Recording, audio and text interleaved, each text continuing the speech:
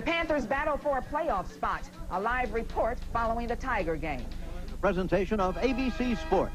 This year, from Sarajevo, Yugoslavia to Los Angeles, California, the ABC Olympic tradition continues.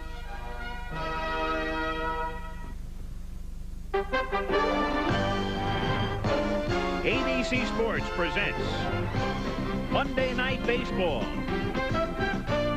Tonight from Tiger Stadium, it's the New York Yankees against the Detroit Tigers. Dave Winfield leading the Yank attack, hitting .336. Alan Trammell, the sensational shortstop for the Tigers, who lead the East by 6. Warm, muggy night in Detroit. Again, the Tigers on Monday Night Baseball. Dave Bergman hit that dramatic home run 2 weeks ago to get this series started. And then we watched Detroit beat Toronto again last Monday, and the Tigers have been hot. They have won 8 of 11. They should go over the million mark in home attendance by Thursday. Good crowd looking on tonight as the Yankees come to town. Hello again, everyone. I'm Al Michaels, and tonight in Tiger Stadium, the Yankees will be taking on Detroit for the first time this season. The Tigers got off to the best start in the history of baseball, at least through 40 games. As you know, they were 35-5, and they did most of the damage against the Western Division teams. And the skeptics said, well, wait till they face the tougher teams in the Eastern Division, in particular Baltimore and Toronto. Well, Detroit, over the past 2 weeks, has played mainly Baltimore and Toronto, and they've done quite nicely, thank you. As Sparky Anderson likes to point out, they've just taken 2 weeks off the schedule, and they still have a pretty sizable lead at this point. 6 games over Toronto, with Baltimore 11.5 back. The Yankees, meanwhile, got off to a dastardly start. They fell well behind very early, have been playing a little bit better of late, but still 19 back in the middle of June. A long way to go. It would take a miracle for New York to win it. Let me turn to Jim Palmer and ask you about the talent on this Yankee team. A lot of people seem to feel it's a better team than they've shown. Others say, well, maybe they just don't have that talent. They're not as good as Baltimore, or Toronto, or Detroit. How do you assess their talent vis-a-vis those 3 teams?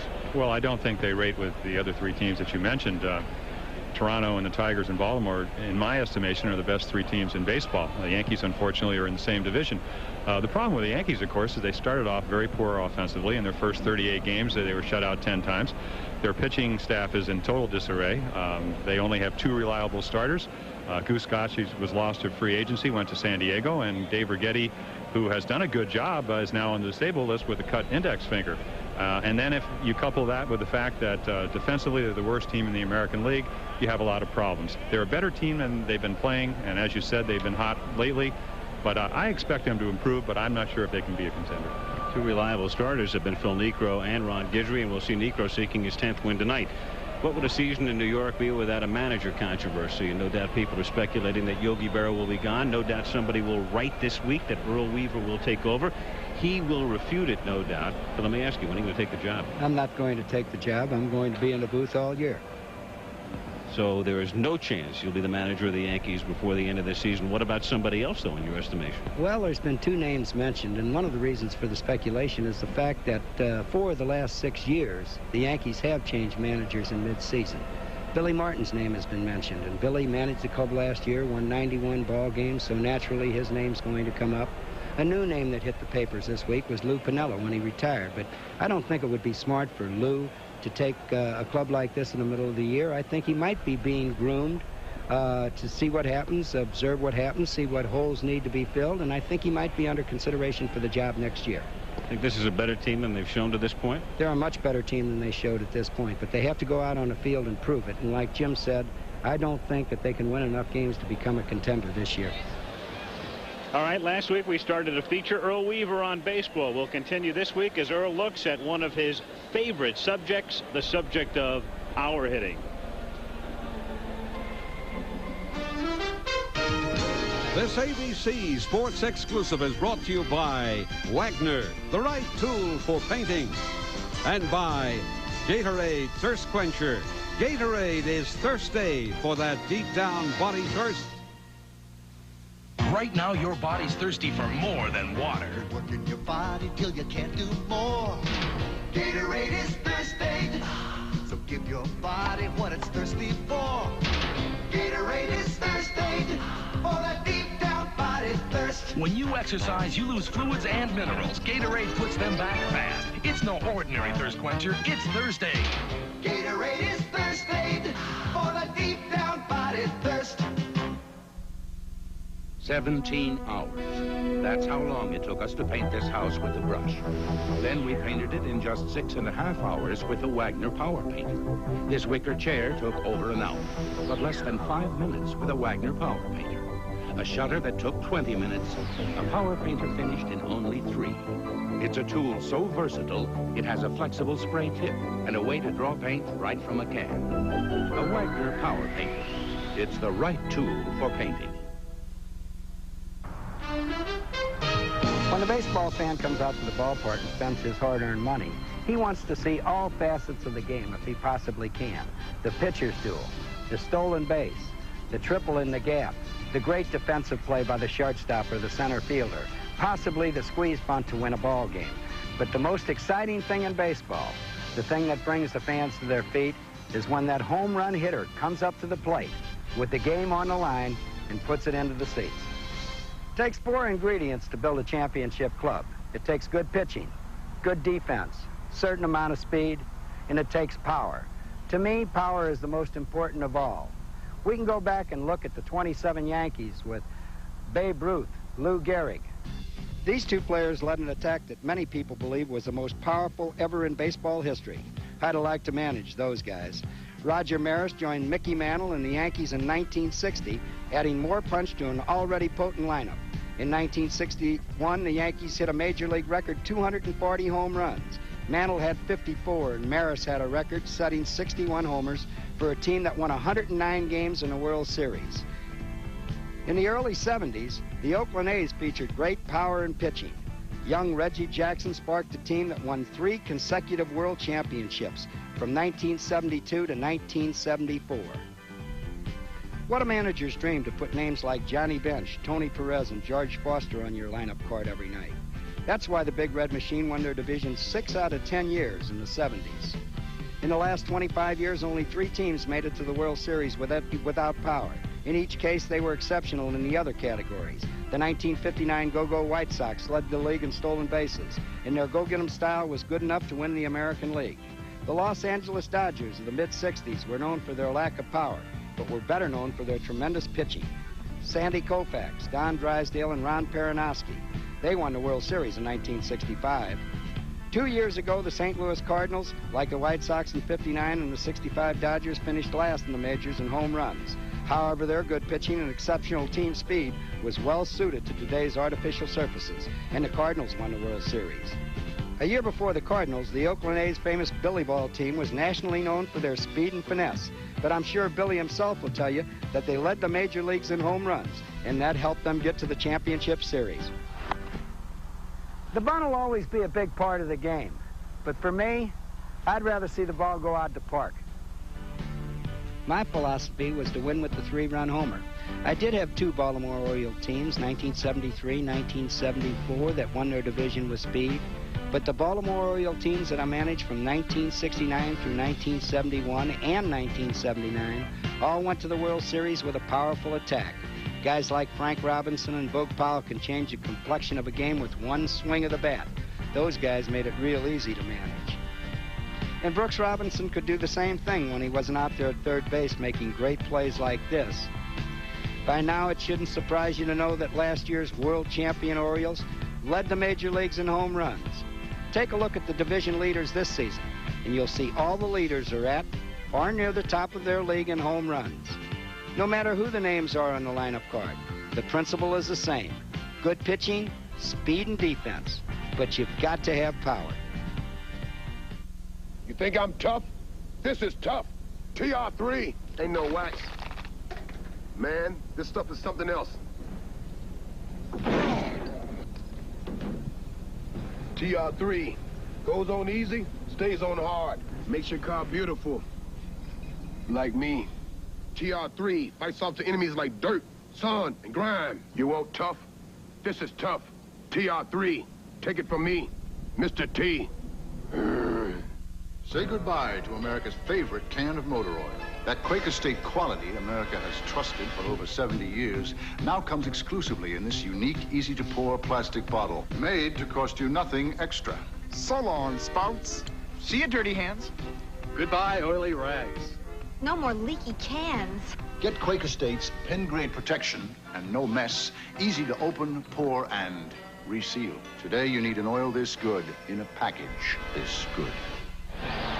As we get set for the Yanks and the Tigers, earlier today, the U.S. Open golf playoff was held in Mamaroneck, New York. Fuzzy Zoeller, as you know, tied with Greg Norman after a 72-hole play yesterday. Zoeller won by 8 strokes. Trouble started for Norman on the second hole today. To detail it, Jim McKay.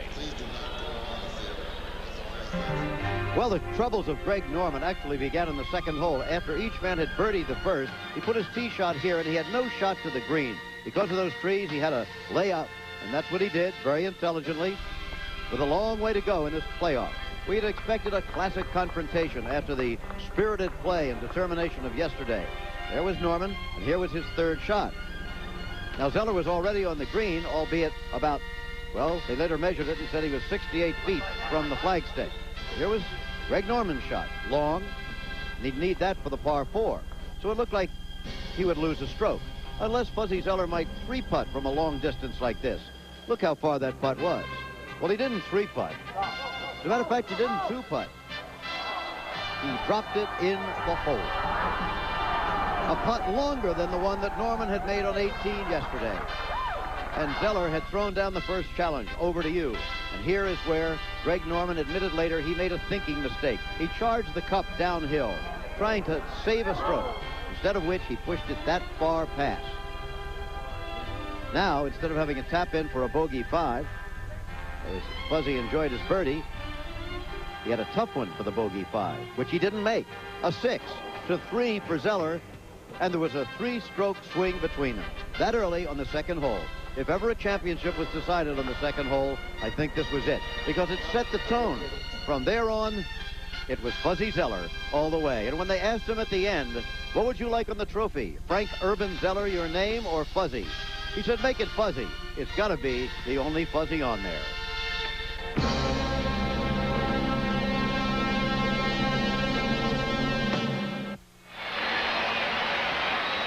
And here at Tiger Stadium, the Yankees coming in to face the Detroit Tigers, who lead the American League East. The man they're calling Father Time, Phil Niekro, 9-3, 1.77 ERA against the veteran right-hander Milt Wilcox on the mound for the Detroit Tigers. We'll be right back.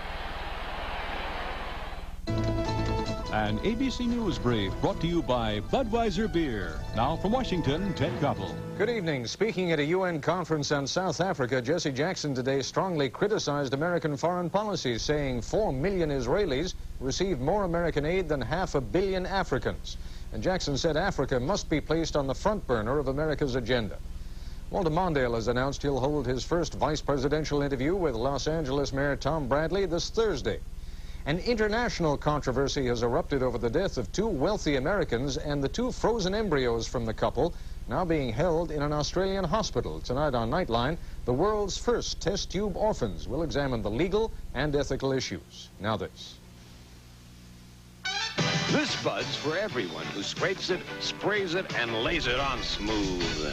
For only 2, this Bud's for you. That's News Brief. More news later on this ABC station. She's sexy. She's unpredictable. She's Delia. She's back on Ryan's Hope. There's a new gasoline that will eliminate knocking in virtually every car on the road. And it's coming. It's a gasoline that will help get top performance out of your car. And it's coming. It's the highest octane sold by any major oil company in America. And it's coming. But it's not coming from Amoco or Shell or Mobil or Marathon. It's coming from Sunoco. New 93.5 Ultra, the ultimate in octane. And you can get it now. One of the new owners of Eastern Airlines. Last time you made connections at St. Louis Airport, how much room did you have? This much, this much, this much. Well, my airline, Eastern, can fly you to my city, Kansas City, where you can stroll from one Eastern flight to another. No crowds, no long hikes, no hassles.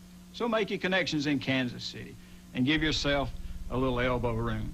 Flying west, fly Eastern to Kansas City and avoid St. Louis. At Eastern, we earn our wings every day. City of Detroit getting ready for the Grand Prix. One of our stories after the Tigers.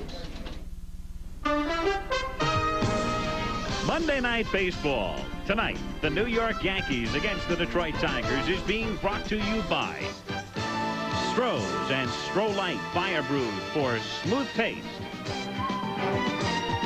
By Chevrolet, with the performance, the style, the innovation, the quality, and the value that make up today's Chevrolet. By Coachman Recreational Vehicles, leader to the outdoors. And by Mr. Goodwrench and General Motors Parts.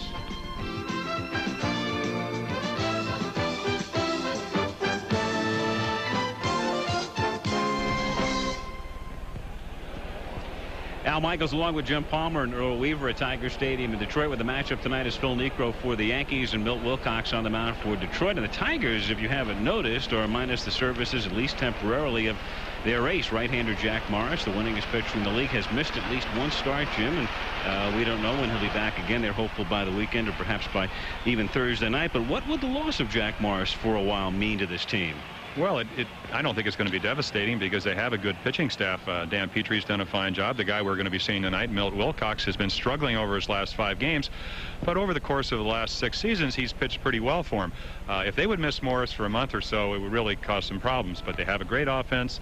They have a deep pitching staff as far as the acquisition of Willie Hernandez. And, of course, Aurelio Lopez, who's done a fine job in the bullpen. So it's not like they don't have pitchers to take Jack Morris's place. If they miss Morris for a month or so, you may get a call from Sparky. Well, I hope so. Would you take it? I mean, would you accept a spot on this rotation? Unless it was, if it reversed the charges, I might have to think about it. All right, well, we'll see what happens. Meanwhile, let's talk about Phil Niekro with Earl Weaver, and a man who was given up on by the Atlanta Braves. He had only pitched for the Braves during his major league career, resurrected at the age of 45, and he looks as good now as he ever has. Well, I think there's one thing that's helping him. I think the American League hitters, first time around, since they hadn't seen Niekro, are chasing that knuckleball on the first pitch. And tonight I'm looking to see if Sparky Anderson puts the take on. Maybe the hitters can work the count to 1-0, 2-0, get themselves a fastball or a slider to hit. Because last year, Niekro walked 5-point-something men per ball game, and this year he's only walking 2 men per 9 innings. That's the matchup tonight. Niekro takes on Wilcox, the Yankees and the Tigers coming up from Detroit. This bartender's the next big league pitcher and loves to serve fire-brewed Strohs. See what I mean? That was his fastball. That was the curve. Look out. Wild pitch. What was that? Relief pitcher. Strohs and Stroh Light, fire brewed for smoother taste. This is today's Chevrolet. Make your move to Chevrolet's new Celebrity. Move into the comfort of more passenger room than 101 out of 106 import cars. Move into Celebrity and attraction of front drive. Celebrity. No other new car gives you this much passenger room at a price this low. Celebrity. More to move you. That's today's Chevrolet. People tend to confuse me with the roles I play, which is ridiculous because I'm not a neat freak. For example, I just got a Beta Zoom copier from Minolta, but not because I can add toner without getting that disgusting black powder all over my hands. No, I got a Minolta Beta Zoom because it takes this mess of different size originals and gives back copies in one neat size, automatically. But that doesn't make me a neat freak. Of course, I'm not a slob either, like, The Beta Zoom copiers, only from the mind of Minolta. The World Series, where a pitch is not just a pitch, it's a World Series pitch. Where a hit is not just a hit, it's a World Series hit. A win is not just a win, it's a World Series win. Now, you've got a chance to win a trip to the 1984 World Series by entering Major League Baseball's Grand Slam sweepstakes at all Major League ballparks and participating retailers. Baseball fever, catch it. The preceding message was furnished by Major League Baseball. Yankee lineup tonight has Willie Randolph leading off at second base, and then Butch Weiniger, who's been very hot, does the catching and bats second. Don Mattingly is the league's leading hitter. He'll hit third, and the designated hitter is the right-hand batting Don Baylor, with Dave Winfield, who's been hot in right field, batting fifth. Steve Kemp's had a good June. He's in left field, the number 6 hitter. The switch-hitting Roy Smalley is the third baseman. Ken Griffey has dropped down into the 8th spot in the lineup. And the recently recalled Bobby Meacham is the shortstop batting ninth. And for the Detroit Tigers, as they get set to take the field, they'll get a nice ovation from a good crowd at Tiger Stadium. It rained this afternoon. We had a couple of showers in the middle part of the afternoon, and then after we arrived at the ballpark, it began to rain. The field was covered, so neither team was able to take batting practice or infield. As you look at the Detroit Tigers, who have to be very, very pleased the way things have gone, because we were here 2 weeks ago, Earl. They knew they had a tough stretch ahead. As you look at Tiger Stadium, 365 to left center and 375 are the salient figures, the dimensions to the power rallies. And the Tigers, Earl, have to be quite pleased the way things have gone. Well, it was a good road trip for them, and like Sparky said, 2 weeks off the schedule, maintain the lead, 6 games over Toronto, so they're riding high right now. 8 of their last 11, including a weekend sweep over the struggling Milwaukee Brewers. Defensively, they have Dave Bergman at first base, with Darrell Evans as the DH tonight, and they are very strong up the middle with Lou Whitaker, the Gold Glove second baseman, and Alan Trammell, who's been in a slump at the plate but still doing very well in the field, as always, the shortstop. At third base, they're going with Barbaro Garbe, because Sparky feels that he hits breaking balls well, and thus he'd have a better shot than Howard Johnson at Necro's knuckler. That's Sparky's logic. Larry Herndon has really been struggling this season, but he gets the start in left field. He's trying to get on track. And center field is Chet Lemon, who is the leading vote getter amongst American League outfielders for the All-Star team. We could very well see him in the lineup at Candlestick on July 10th. And Kirk Gibson is in right field. He's lifted his average to 276. Back of the plate is Lance Parrish, who has the build of Arnold Schwarzenegger. And on the mound is Milt Wilcox, who is 34 years old, born in Honolulu, but moved to the mainland when he was very young. Started his career in the big leagues with Cincinnati in 1970 when Sparky Anderson was there. Then he moved to Cleveland, briefly to the Cubs, and came to the Tigers in 1977.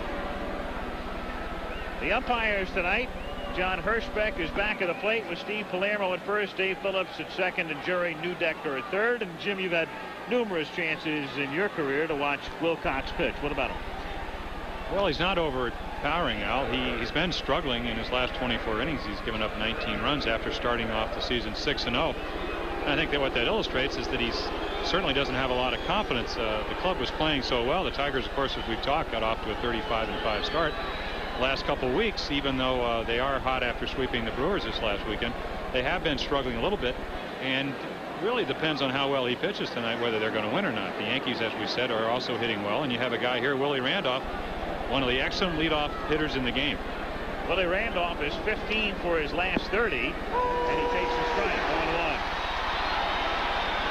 Willie likes to look for that fastball on the first pitch, and Wilcox got a good-looking curveball over to him.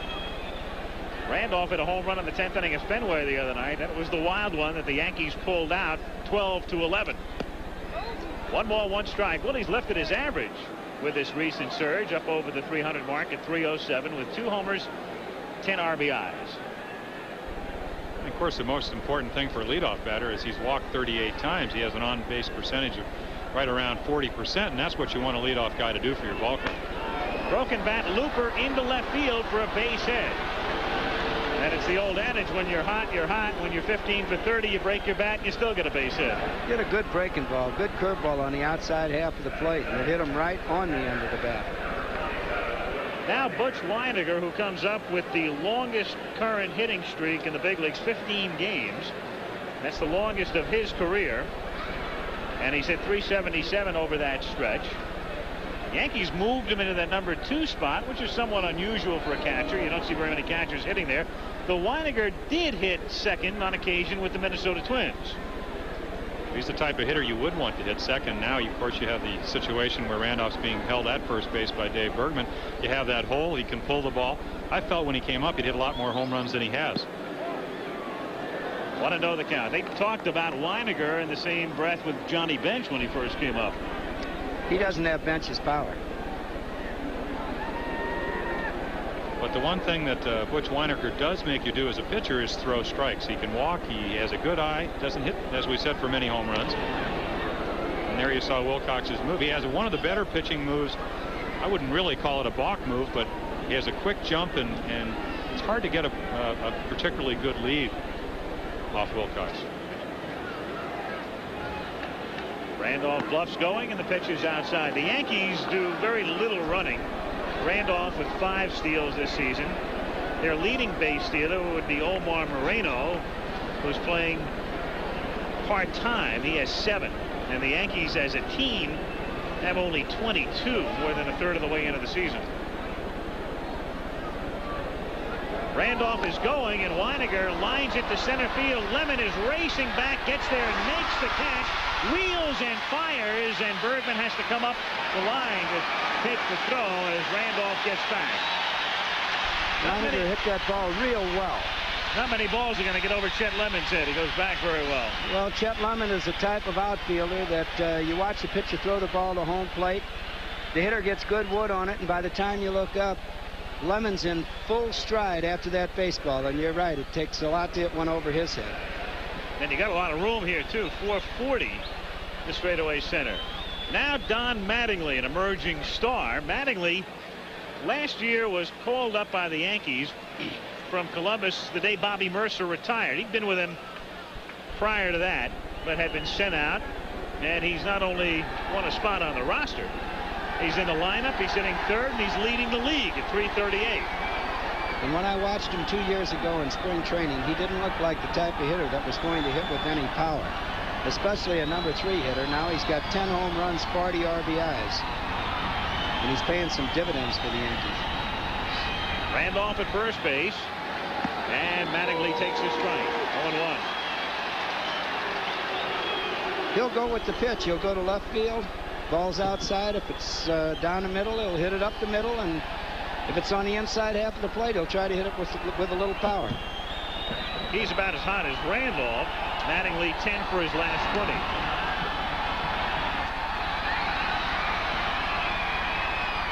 0-1 the count as the human wave begins again in Tiger Stadium.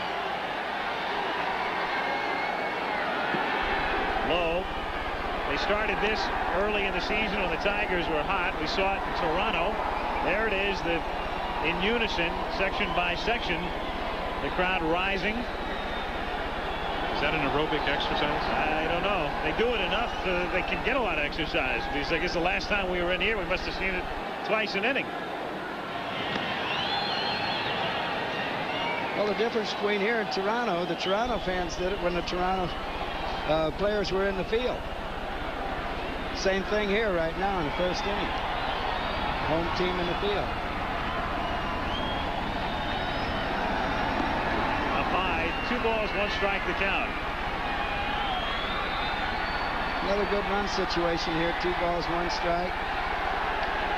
3 balls, 1 strike. They're the best times to send your runner. I think one of the biggest problems that Milt Wilcox has had is he's been very fine. He's trying to hit the outside corner with his fastball, and he hasn't been able to do it over the last 5 games.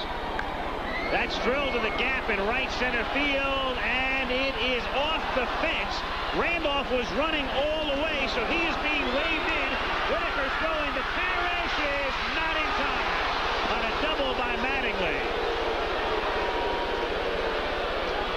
That was a good play all around. Good base running by Willie Randolph. Chet Lemon played the ball well off of the fence. We'll get to watch it again. Ball's hit hard in the gap. Randolph, you see, knows it in there, and he's gone. Lemon gets the ball right off of the fence, takes his time. A good throw to the cutoff. Whitaker got the ball stuck in the glove just for a second. Parrish trying to block the plate, but Randolph got in. There's another angle off the wall. You can see where he got the ball caught right there. A good throw to home plate. Just that little hesitation probably cost the run. You're right. Made the difference. 1-0 New York. Mattingly with his 41st RBI, and the batter is Don Baylor, who looks at his strike. Baylor hitting .259. Baylor's been hot. He's been driving in better than a run a game for about 3 weeks now. And the Yankees tonight electing to go with him, even with a right-hander working, when Oscar Gamble would be a possible choice if he wanted a left-handed batting DH. Well, of course, Oscar's really struggling hitting 148. I went up to Don and I said, did you know last year you hit 364 against left-handers and only 264 against right-handers? And he said, well, that's because I didn't face you that much last year. But really, Don Baylor, I've always felt, even though the statistics may lie, has always been a tough out for a right-handed pitcher. If he has any hole, it's up and in. But when he's hot, it's really difficult to get the ball there. Baylor swimming is foul, and the count, no balls and 2 strikes on Don. When Baylor's out, it looks like he gets the catcher signs and knows exactly what pitch the pitcher is throwing and what he's going to do with it. Yankees on top. Over the weekend, they lost 2 out of 3 to Baltimore. Prior to that, the series in Fenway providing a lot of dramatics, high-scoring, typical Fenway affairs.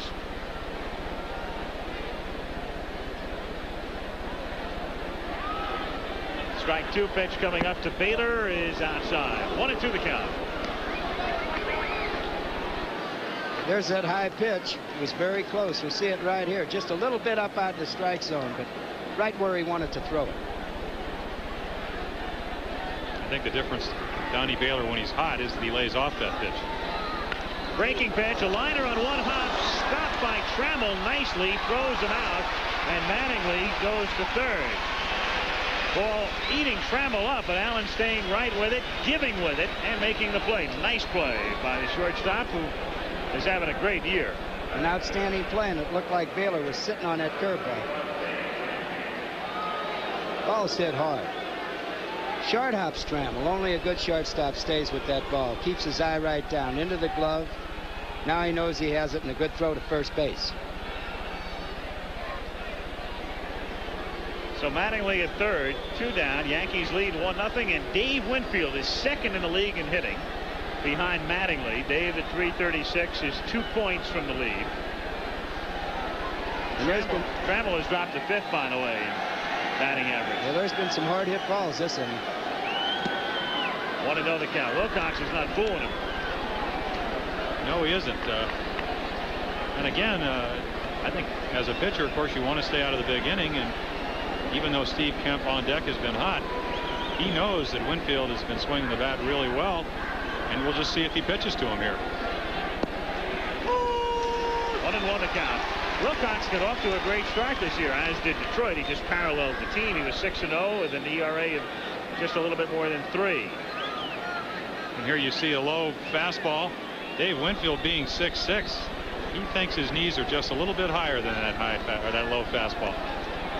So Wilcox 1-1 with him. And it's grounded to the right side, where Whitaker, to a serenade of blues, will throw him out. And that's after the Yankees. A run, 2 hits. They leave Mattingly at third after a half. It's the Yankees 1 and the Tigers coming up.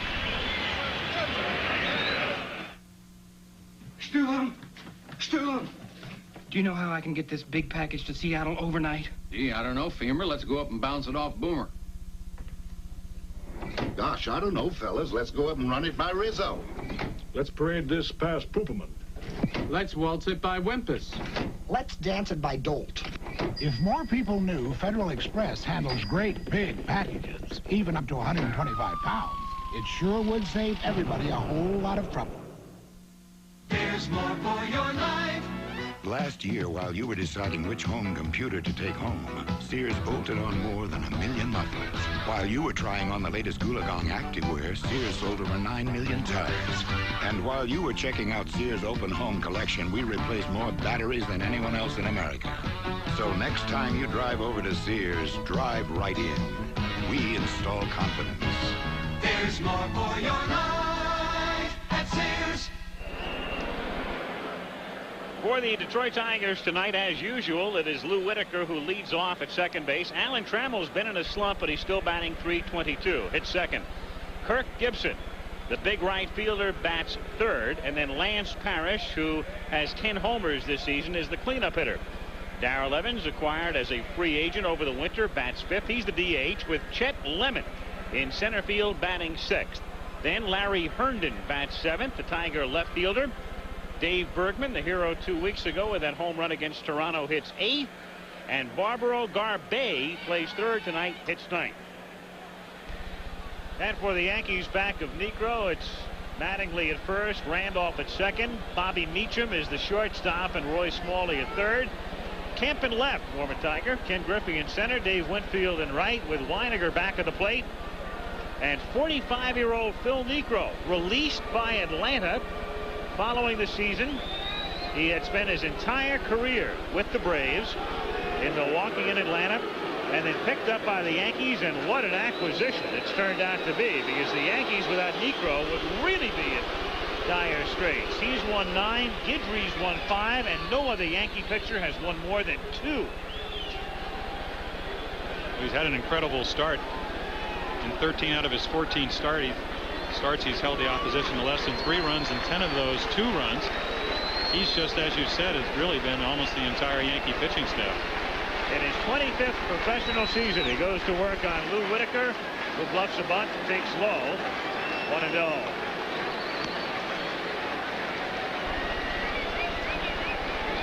And here you see the knuckleball. It's going to dance all around.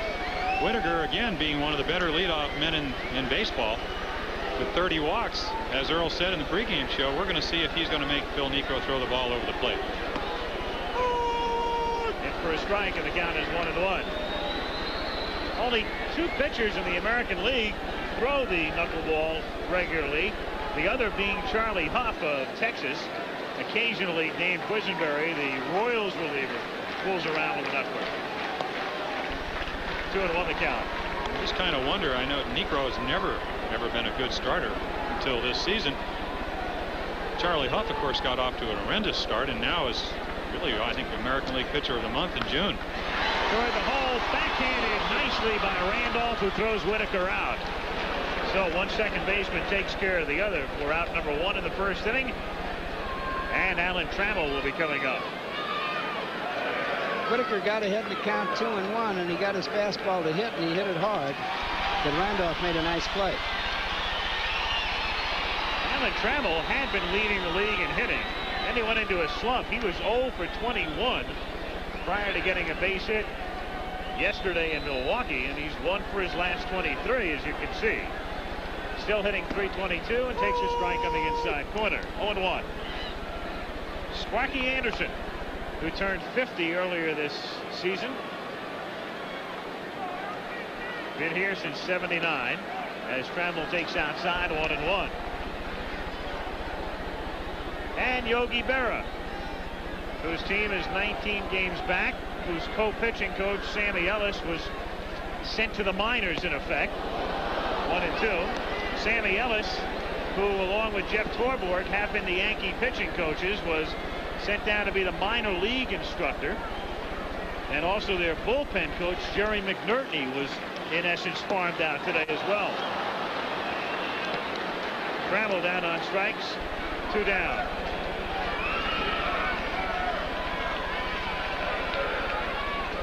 Here we see the 1-2 knuckleball. Trammell goes after it. It just darts down and away. Strike 3. Well, if he gets ahead of you and you have to see 3 of those things, you're going to be lucky to get good wood on the ball.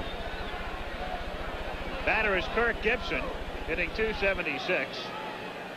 Just to fill you in on the Yankee changes, and they've made some roster changes in the past week. We mentioned McNertney and Ellis going down in effect. Doug Holmquist has been added to the Yankee coaching staff as Gibson takes a strike.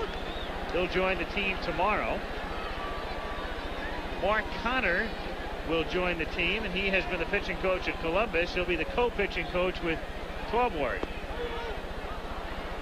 1-1. So a look into the Yankee dugout, where they've done some shuffling on the roster in the past week with the retirement of Piniella et al., and we'll detail that as we have time. And by the way, obviously Yogi Berra was not too pleased in particular about Ellis's demotion. 2-1. A coach has to have the people that he wants with him, or he doesn't have much of a shot. Of course, the Yankee pitching staff has been much maligned, and Sammy Ellis has defended him to the hilt. Apparently that did not sit well with some of the people in New York. 2 balls, 2 strikes. Word on McNertney is that one of the reasons he may have been demoted was Dave Righetti cutting his finger yesterday. If you haven't heard, sliced his index finger on the water cooler in the bullpen. He's on the disabled list. fouled away. And Righetti has been doing a great job in relief. And as far as the closer, the short man, is concerned now for the Yankees, I don't know where Barrow looks. Well, 19 games out, you do some experimenting, see what you can do, try to get yourself realigned for next year. Not that the Yankees are giving up at this time of the year, because they certainly aren't, but there'll be some experimenting. 2 balls, 2 strikes to count, 2 out, bases empty. 1-0 Yankees in the bottom of the first inning. 3-2 the count. A lot of people say, well, if you can't hit that knuckleball, why don't you try to bunt it? Well, Gibson just tried to bunt it, and it's no easier to bunt than it is to hit.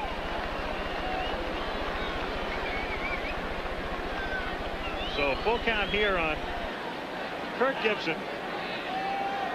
Not only trying to bunt it, he'll try to bunt with 2 strikes. Not bunting that one as he gets it in the air to deep right field and into the upper deck.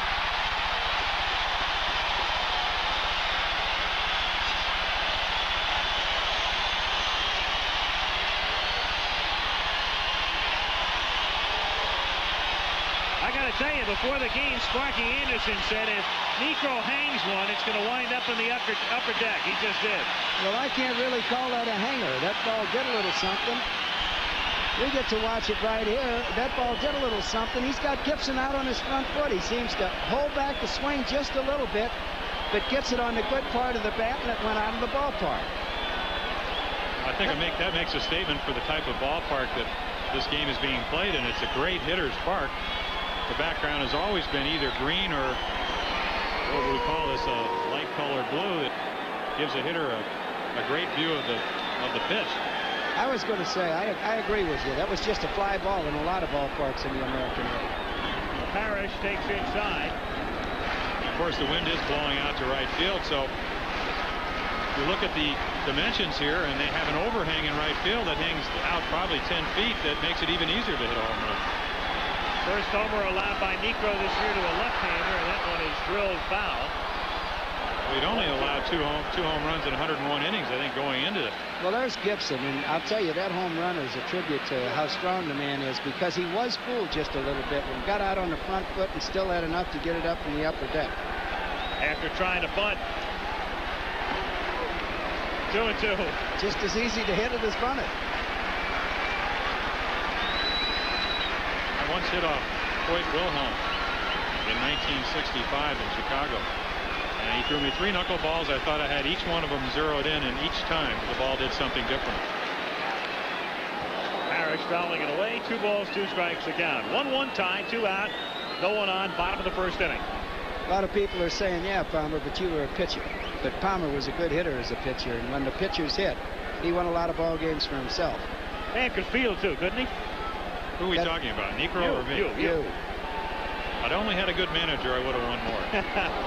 Parrish strikes out, and that's the first inning. A run, a hit, Gibson's homer after 1. A 1-1 tie, and we'll return to Tiger Stadium right after this word from your local station. A profile of America's Chief Justice Warren Burger tomorrow on ABC's World News Tonight.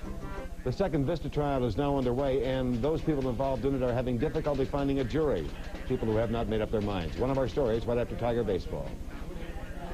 Look what's new at Pizza Hut. When you get a pizza, get a mug full of Pepsi for just 99 cents. Every time you come in for another pizza, get a refill, free. You hand the mug to us empty, we'll hand it to you full. Anytime, day or night, weekdays or weekends, week in, week out. Order another pizza, get another refill.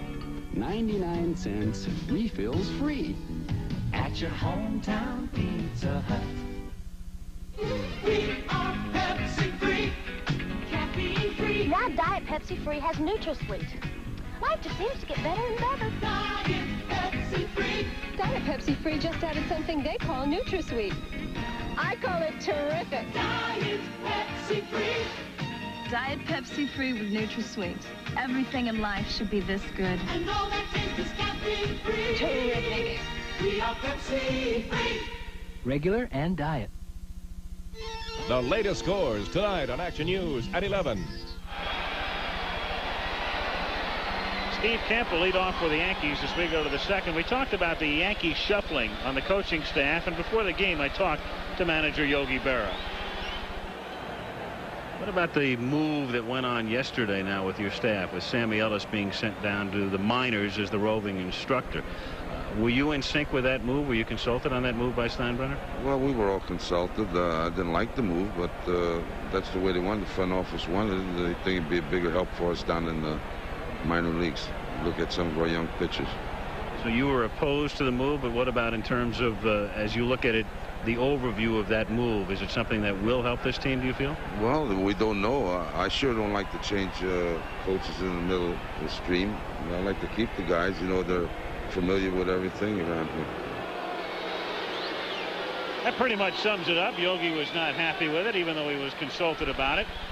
And as Earl put it, if you can't have the men working with you whom you desire, makes it rather difficult.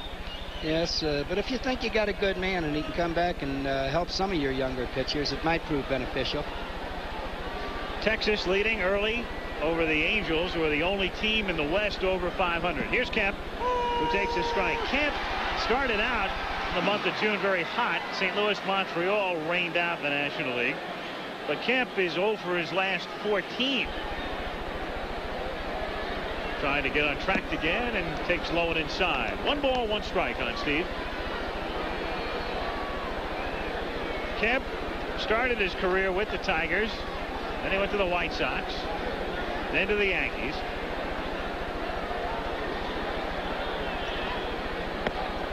Two and 1 the count. Kemp's first year in the big leagues, he'd have swung at a pitch like that. And one of the things that has been a big part of his success is laying off of pitches like that. He learned fast, and he became an on-base percentage man and really helps the ball club he's with. Whack to left foul, and the count 2 balls and 2 strikes. He'll be followed by Smalley and Griffey. 34-year-old Milt Wilcox. He would be the number 3 starter on this staff, with Morris and Petrie 1 and 2. And you've got Juan Berenguer, who's been inconsistent, but he'll give you a great game once in a while. Case in point, Saturday when he shut out Milwaukee. Dave Roseman's also done well, giving him the 5 innings that Sparky Anderson wants. Well, as we said, with Aurelio Lopez and Willie Hernandez and Doug Bear, they can get 5 or 6 innings out of their starters and be satisfied. And Kemp goes down on strikes. First strikeout for Milt Wilcox. 1 away in the 2nd inning. We talked about Wilcox struggling with his control. Here's a good fastball right on the corner. Kemp can't quite get to it. Kemp wasn't looking for that pitch either. Switch hitter Roy Smalley is the batter. 529 lifetime against Milt Wilcox. Comes up hitting .260. 1-0 the count. Dave Winfield, 2nd in the league in hitting, coming in, grounded out in the 1st inning.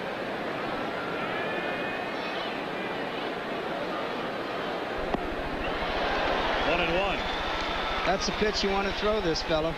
He sits on a fastball each and every pitch. You think you've got him set up to throw one possibly high and tight or fastball low and away. He's always ready for it. He has a little trouble with that breaking ball. Ran it in on him, and he hits it foul. 1 ball, 2 strikes.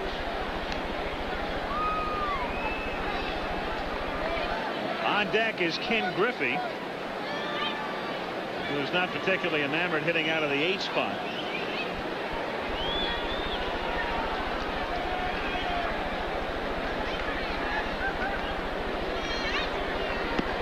And down he goes. Just enough off it that Smalley's out in front. 2 down. And here you're going to see a pitch that Roger Craig, the pitching coach for Detroit, has had a lot of his pitchers throw, the split finger fastball. Wilcox throws it to about maybe 30% of the time to left-handed hitters, and there you saw the ball just dipping and going away from the left-handed hitter. A very effective pitch. Ken Griffey without a home run this season, batting .263. Looks at a strike, and the count is 0-1. Griffey, a .304 lifetime hitter, so rarely will you see somebody with those figures, and he's been around for a decade. hit number 8. Grounded back through the middle, and that's a base hit. So hit number 3 for the Yankees as Griffey gets aboard here in the second inning. And with 10 at first base and 2 down, we'll take a look at Bobby Meacham, the number 9 hitter. Shortstop has been a disaster area for the Yankees this season. Meacham was up early this season, made an error in a game in April against Texas, and was then sent to the minors. They've had Tim Foley there. They've had Andre Robertson trying to come back from that horrific auto accident playing shortstop, and he's been sent back to the minors. They re-signed Bucky Dent, have him playing at Columbus, and now they've recalled Meacham. Fouled away, 0-1. Well, I feel their future lies in either this fella or Andre Robertson. I think they're going to have to put either one of the two of them out there for a half a season, some 60, 70 ball games, and see what they can do. Let them get settled out there. It's been a big problem for them all year. Meacham is a switch hitter. And the outfield shades him the other way. And Parrish backhands it nicely to save any advancement by Griffey. There's the defensive alignment shading him toward left. One of the tougher plays in baseball, a breaking ball that bounces way out in front. Just good reflexes. You don't even really have a chance to get in front of that and block it. You don't know which way the ball is going to go with the spin. The agility there was a good picture. He went after it with his glove in one position and switched it while the ball was on the way and made a heck of a stop. Keep a runner out of scoring position. Lance Parrish, don't have to tell you what he can do defensively. Good illustration right there, and everybody knows about his arm. And a home run record for catchers in the American League with 32. Broke Yogi Berra's record at 30. Sparky also has a chance to rest him now and then, as he did yesterday, but keeps him in the lineup as the designated hitter. It's a nice advantage of having a 6-game lead at this point in the season, Earl. Sit down a regular now and then. Give a chance maybe to DH, as was the case, and try to keep fresh. Yes, it is. It's a smart move, even if you don't have a 6-game lead, to keep them as strong as possible. But being out in front does afford you a nice little luxury. Strike here, and they count 2-2.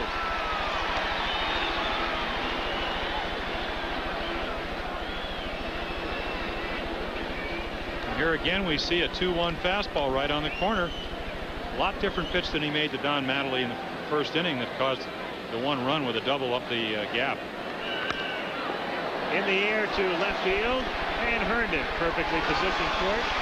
That's the top of the second. A hit, man left, end of 1.5, a 1-1 tie in Detroit. This is today's Chevrolet. With the year-round versatility of S10 Blazer. In spring, Blazer's right on the job or on the town. In summer, Blazer lets you get to work or get away. In fall, Blazer's ready for the chores or for the fun. In winter, Blazer's a great outdoor sport. Chevy S10 Blazer. Every season, you'll find more reasons to own one. No wonder S10 Blazer's the best-selling sport utility vehicle in America. I'd sure like another Stroh's. Oh, wait. Alex? 2 cold Stroh's.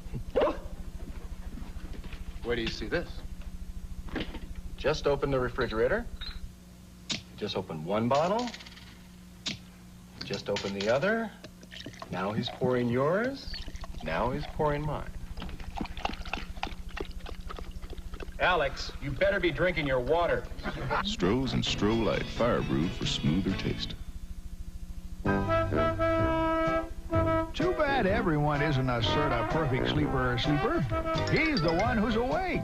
That's because he slept great on a Serta perfect sleeper mattress. You see, only Serta has the total suspension system, a new dimension of total support and comfort.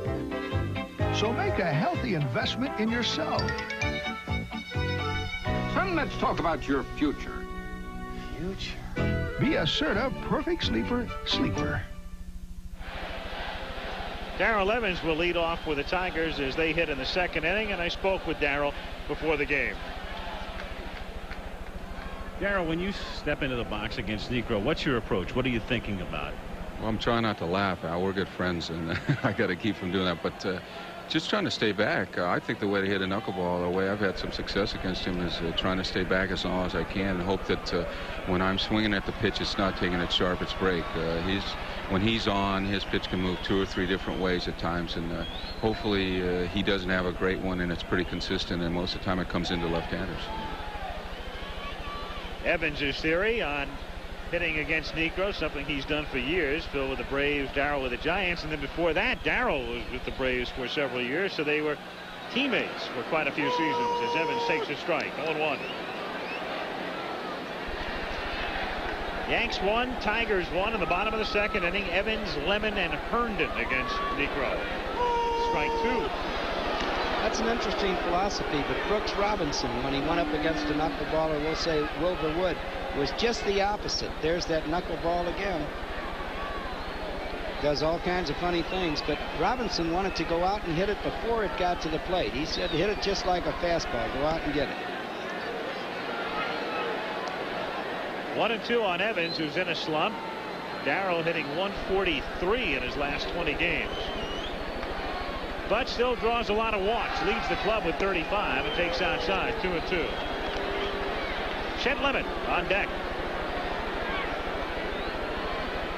Well, Darryl Evans said last week that he felt the big difference in the American League and the National League was the strike zone just a little bit bigger over here. And the strike zone was a little too big there for Evans' liking as he issues a protest to John Hirschbeck. You judge here. Knuckleball that he thinks is outside. Of course, he was complaining on the second strike. Well, he didn't think it was a strike, and I didn't think either. Watch this look. Oh, my goodness. Oh, my goodness. Well, we said the strike zone's a little bit bigger over here. I guess that's a pretty good example. That's 3 strikeouts for Niekro, and the batter is Chet Lemon. Inside, 1-0. Chet Lemon, in the latest tabulation for the All-Star game, the leading vote getter amongst the outfielders. The top 3 outfielders will be going in. 1-1. Reggie Jackson and Dave Winfield would be in the outfield with him if the balloting were to end tonight. 2-1 to count. Reggie's not even an outfielder anymore, is he? Right. Well, you know, the fans, of course, oftentimes go on past performance. You're looking at Rod Carew leading Eddie Murray, who's having the all-time year for Baltimore. Grounded to short, gathered in by Meacham, and dug out by Mattingly. So you have 2 down here in the second inning. Lance Parrish is leading as you look at the play again. Well, the ball was hit hard. Meacham did everything right. Got over in front of the ball, set himself. Showed a real good arm on this throw, but threw it into the dirt. Mattingly come up, and Mattingly's considered to have one of the real good gloves at first base in the American League. Showed it on that play. 2 down, and the batter is Larry Herndon. 1-0. Mentioned Lance Parrish is the leading vote getter amongst the catchers. Rod Carew at first. Lou Whitaker is the leader at second. Cal Ripken, the leader at short. George Brett at third. And we told you about the outfielders. As Herndon pops it up in foul ground. Coming back is Weiniger, and he makes the play to retire the side. 3 up and 3 down. And the Yankees will come to bat at the top of the third at Tiger Stadium. New York 1, Detroit 1. 9-9. The battle between the chef and the baker has been going on for centuries, until the Sharp Carousel convection microwave oven brought them together. As a microwave, it's better for fish and casseroles. As a convection oven, it's better for cakes and pies. And the Sharp Carousel turns the food so you don't have to, for perfect even cooking every time. The Sharp Carousel convection microwave oven. From sharp minds come sharp products. Firestone announces our master plan for better car care. Master Care. It's the mastermind of Firestone, our engine diagnostic center that virtually eliminates repair guesswork. It's Firestone's Master Care mechanics. It's strict quality control. It's a warranty on parts and labor good nationwide. And that's just the beginning. Our master plan for better car care. Master Care by Firestone. Sounds like there's a bear in the beer. What are we going to do? I'll be right back. Where's he going? He's going to get that beer from that bear. That's not just a bear. That's a grizzly. Yeah, but that's not just a beer. That's fire-brewed Stroh's. I thought we had 3 cases. Well, had to make a deal. Stroh's and Stroh Light, fire brewed for smoother taste. 76 Olympic gold medalist Howard Davis wants to take the title from undefeated champ Edwin Rosario live. Plus a special Olympic track and field report on ABC's Wide World of Sports Saturday. Great shot, cooling off on a warm night in Detroit. She's adorable. Part of a big crowd at Tiger Stadium where they love their Tigers. She had an ice cream in her hand, but she wasn't going to take a bite while the camera was on. No way. She's on the Chet Forty diet. Chet was named after his waist size, wasn't he? Randolph fouls it away in the count 0-1. And one thing that's really irritating when you're pitching is when you have a guy like Willie Randolph, who's an excellent leadoff man, coming up leading off the inning. I know guys like Earl, who managed for years and were successful at it, are able to get guys like Willie leading off innings, but when you're getting on base 40% of the time as a pitcher, it makes your job just a little bit more difficult. Well, who's hot? Who's been hot? Juan Benitez of California had a great week. Baines and Carew right there. Randolph hit 500 over the 7-day period, and Mattingly. So the Yankees really getting the most out of that series, in particular in Fenway, as Randolph hits it right back to the mound, and Wilcox flips to Bergman. One away here in the 3rd inning with the score tied 1-1. You tuned in late. Yankees scored in the first on Randolph's single and Mattingly's double. Kirk Gibson hit a home run off Niekro in the bottom of the 1st inning. Here's Weiniger, 15-game hitting streak, line to center in the 1st inning. Hit the ball hard. Switch hitter, one of 3 switch hitters in the Yankee lineup tonight. Smalley and Meacham are the others. 5 for a ball, 1-0. Last inning and so far this inning, Wilcox's control has been almost excellent. He's putting the breaking ball right where he wants to and seems to be spotting a fastball either up at the letters or down at the knees. Back out of play. 1-1. Tiger Stadium. They said about 30 to 35,000 tonight. Might have more than that as we look around. Not too many empty seats. Yankees in town for the first time this season.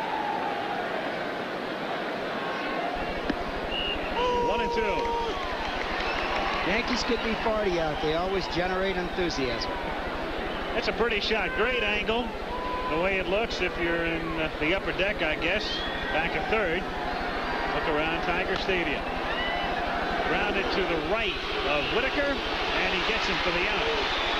2 down here in the 3rd inning, and Don Mattingly will be the batter. Well, a big week of sports on ABC. We'll have primetime coverage Thursday. The U.S. Olympic track and field trials, as you know, underway at the Los Angeles Coliseum.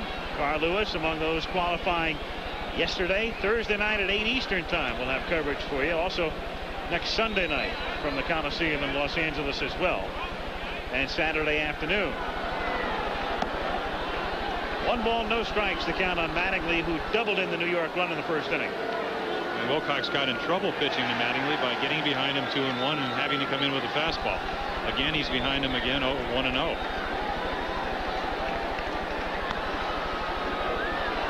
First time I watched this fella, he was a good breaking ball hitter. He's a good fastball hitter. Again, the thing that surprises me is the power that he's come up with. Well, he's hit 8 of those 10 home runs he's hit this season in Yankee Stadium, and if you can pull the ball and you're smart enough to look for the pitch that you can handle and pull, it's going to make you a pretty good hitter to hit in that ballpark.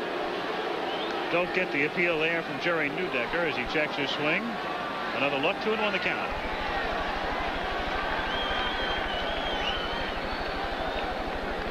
I believe he held up. Now 2-2 on Mattingly, who's not only hitting well but making contact very consistently. He struck out only 11 times this season in 61 games. Well, he's no slouch with that glove. as you saw in the bottom of the second inning.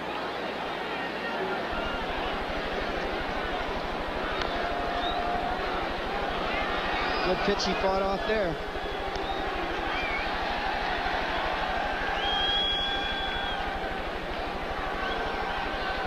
Two and two on Mattingly, who came up through the Yankees system. Seems to almost be a rarity to be a Yankee and to come up through their minor league system.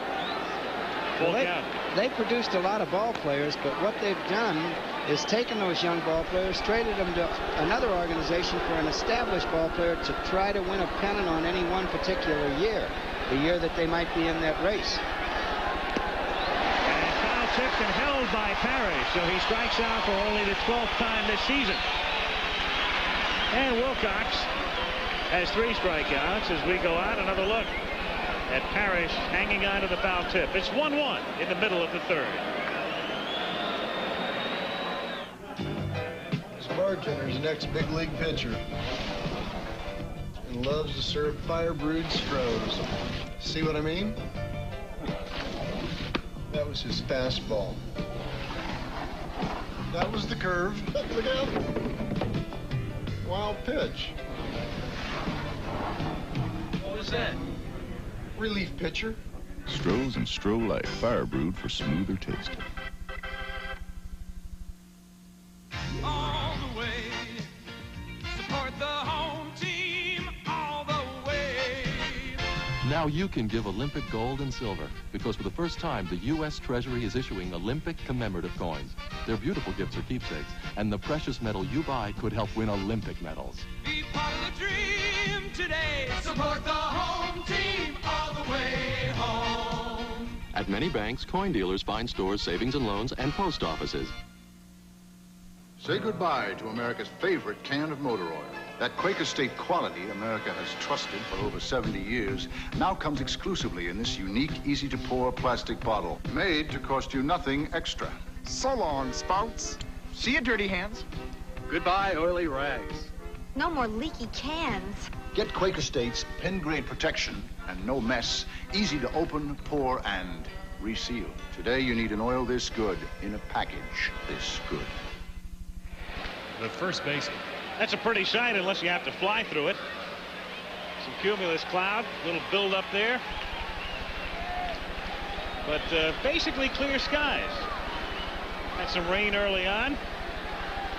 With the field in excellent shape, good drainage here. And we're 1-1 as we go to the bottom of the third inning. Dave Bergman to lead things off, has 1 home run this season. And he did it 2 weeks ago tonight in the 10th inning to beat Toronto on a spectacular at-bat after he fouled off 7 pitches on the 13th pitch. Into the upper deck it went, and everybody went home happy. It was a dramatic moment. Foul at the plate. 1 ball, 1 strike. I think he's a low ball hitter, but I guess with the knuckleball, it doesn't make any difference whether you throw that knuckleball high in the strike zone or low in the strike zone, or whether it goes up or whether it goes down. Well, we talked last Monday night about there's no bigger PR agent in baseball than Sparky Anderson, and he's fallen in love with Dave Bergman. He loves his glove because he's an excellent defensive first baseman. He's hitting almost 300. Not a whole lot of power. As you said, the only home run he's hit is 2 weeks ago. But he sprays the ball around, gets some clutch RBIs, and does everything you can to have a great attitude and a winning one. Grounded slowly towards second, and Randolph throws Bergman out with a first out. Here in the bottom of the third inning, 1 away. And Barbaro Garbe is the batter. Garbe is a fellow who has been moved around by Anderson. His best position is probably first base, where the Tigers already have Bergman and Evans. He's playing third tonight. He can also play the outfield, and one thing you know, he can hit.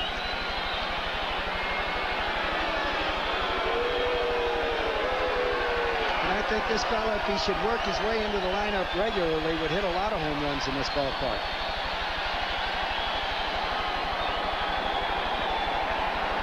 For a ball on the count, 1-0. He's at third tonight. The Tigers have been going with Howard Johnson at third of late, but we mentioned Sparky as Garbe because he feels he's a good breaking ball hitter. I think he also felt that Howard Johnson might have trouble with Niekro's knuckleball, and as you said, Garbe hits the breaking ball a lot better, and if Niekro throws that knuckleball right, it's going to break.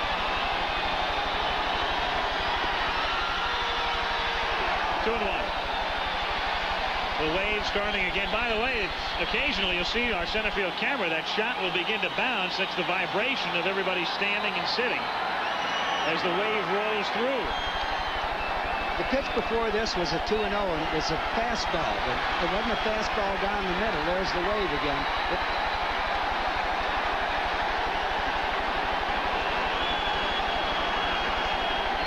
Now we got a 3-1 count. Now you got a 3-2 count. Fastball inside. Well, he's thrown 3 straight fastballs, and I would assume that to mean that he does not think Garbe, with the wind blowing strongly to right field, is capable of hitting a home run. Plus, he doesn't want to have that base on ball.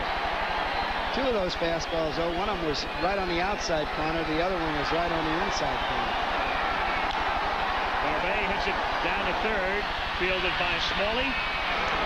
Boy throws it out. 2 down. Niekro has started by retiring 8 of the first 9. The only blemish, Gibson, who hit the home run. And with 2 down, up comes Lou Whitaker. 2 games in the USFL, one taking place right up the road. Michigan trying to clinch a playoff spot. They are the defending champs. 14-7 Oklahoma, though, in the second quarter. And San Antonio leads Houston by 10 in the second period. Whitaker outside, 1 ball, no strikes.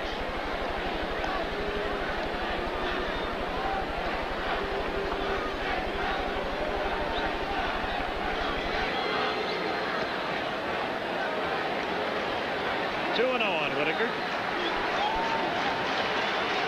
USFL action coming up this Sunday, 2:30 Eastern Time, final weekend of the regular season. New Jersey against Philadelphia, Tampa Bay against Birmingham are the regionals. Check your localistics for the game in your area.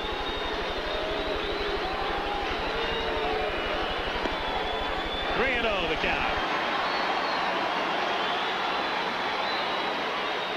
Last 2 hitters were the only 2 hitters that Niekro's been behind. Hasn't walked the man yet. And he has struck out 3. 3-1.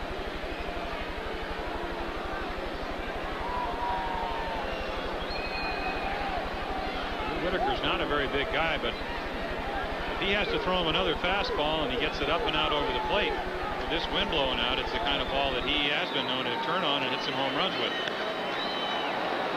We saw it last Monday night. Well, Whitaker was thinking home run on the 3-1 pitch because he had a good cut.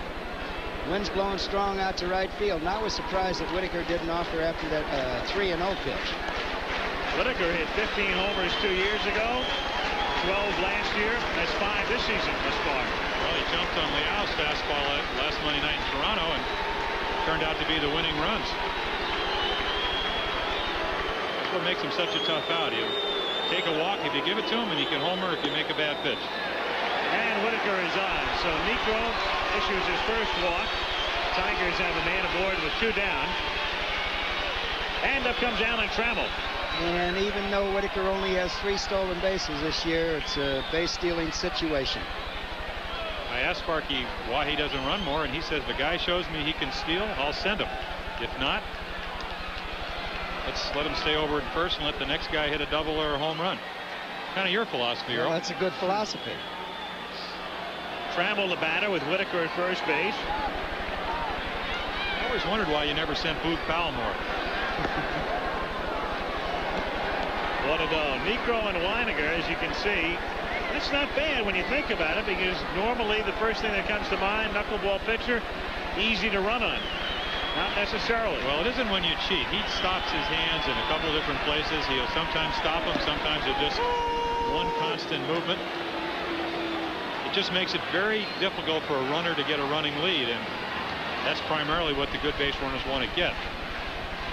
I think basically if you were going to run, you would be in a situation where you would hope that Weiniger would not be able to handle the pitch. you'd want to run on a knuckleball. Weininger's got the oversized glove on, and believe me, it's tough to get that little baseball out of that big glove in a hurry. 2-1 the count.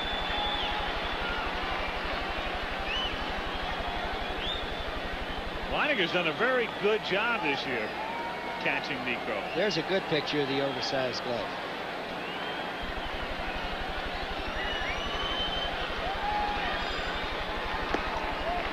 Fastball missing outside, 2-2. Make it 3-1. 3 balls and 1 strike now as Trammell looks down at Grammas. Whitaker also checked for the sign. That last pitch was a fastball, and the speed gun timed it at 77 miles an hour. Broken back, grounder down to third. Smalley up with it and throws Trammell out. So Allen's slump continues. He's now 1 for his last 25, and we've played 3 in Detroit, where it's the Yankees 1, the Tigers 1. This is today's Chevrolet. Chevrolet Caprice Classic, one of the world's great automotive values. And for 13 years in a row, the full-size Chevrolet has been the best-selling car of its kind. It's easy to see why. Compare Caprice's deep cushion comfort, its ride, its full-size room, and its affordable price. You can, of course, spend more for a car. But why in the world would you? Quality. That's today's Chevrolet. Hey, guys, I'm back. Catch anything, Riley? Yeah, caught this granddaddy of a fish. But when I got him in the boat, he says, I'll give you 3 wishes if you throw me back. A talking fish? Well, it was hot. I was thirsty, so I wished for a nice, cold Stroh's beer. And there it was. Tasted so good, I wished for another one. 2 wishes, 2 Strohs. And what'd you do with the 3rd wish? Hey, would I forget my friends? Strohs and Stroh Light, fire brewed for smoother taste. I'm Mr. Goodwrench. You know what starts when your engine starts? Engine wear. 50 strokes, 100 strokes, 200 piston strokes of wear per second. Only a fine lubricant can protect it. Introducing new GM Goodwrench Motor Oil, the motor oil from General Motors that meets or exceeds all GM specifications. Great protection for me, Mr. Goodwrench. To keep that great GM feeling with genuine GM parts.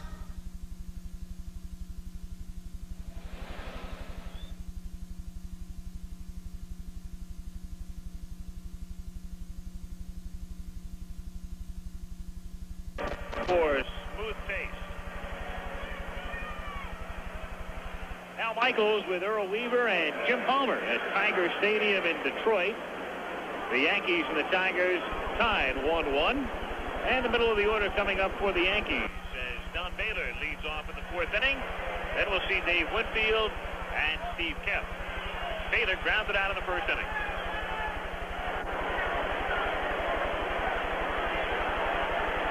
Bill Wilcox working for the Tigers as Baylor grounds it foul outside 3rd. 0-1. Looks to me like Baylor's sitting on that breaking ball. Really looks like he came out to the park tonight to hit a curveball out the park.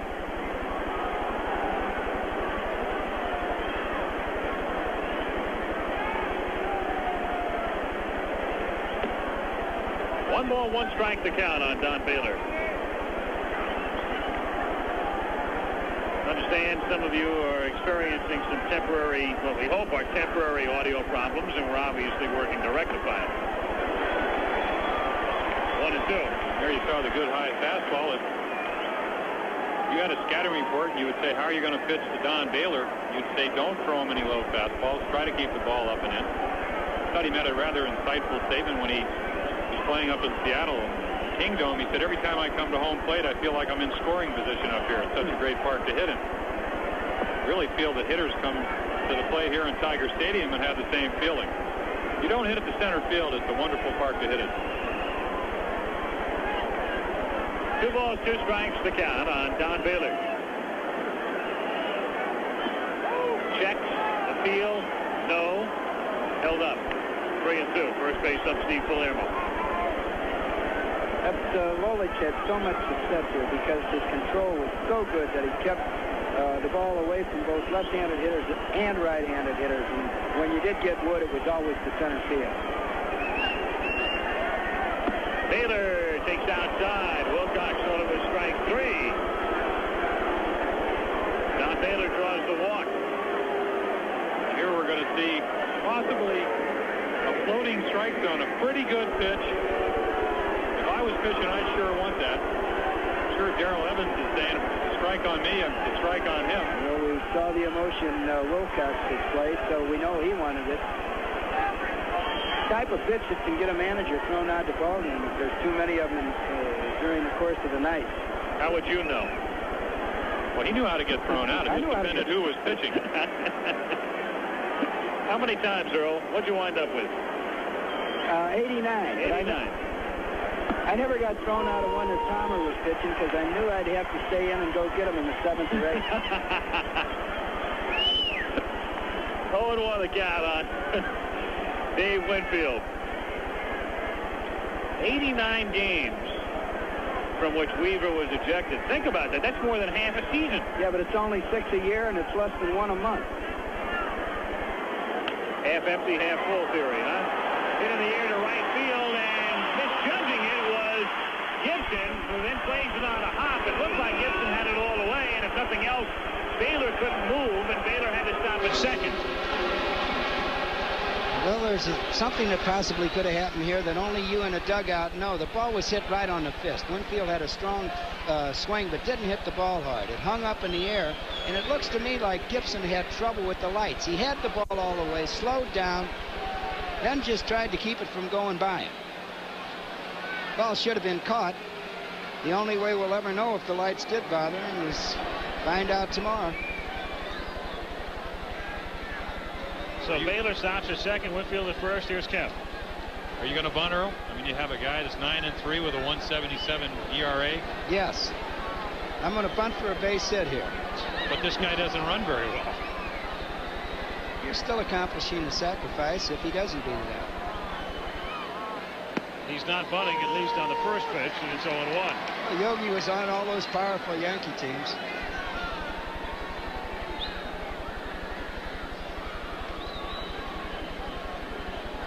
No balls, 1 strike on Kemp. Yankees 1, Tigers 1. 4th inning. The Yankees threatening with 2 on. Nobody out.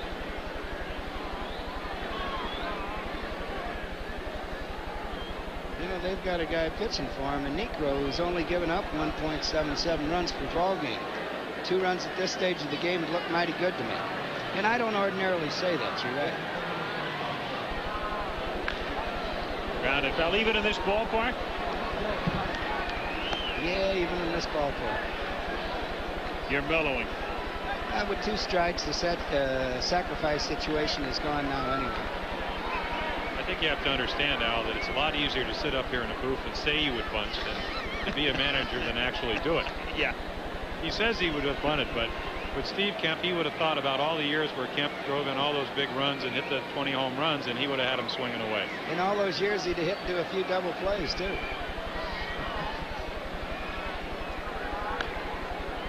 And it stays 0-2.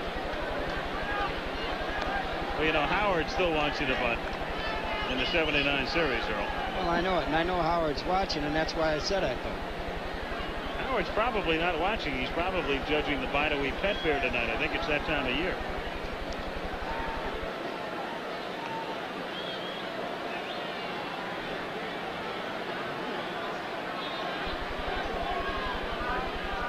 Oh, 2 pitch is high.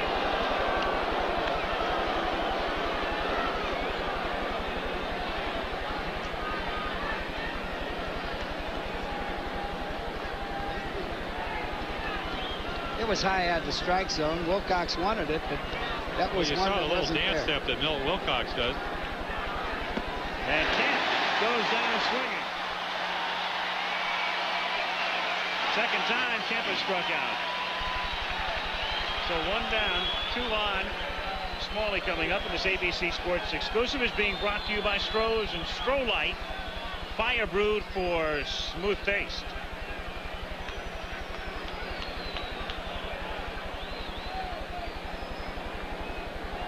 Smalley 0 for 1, batting .258.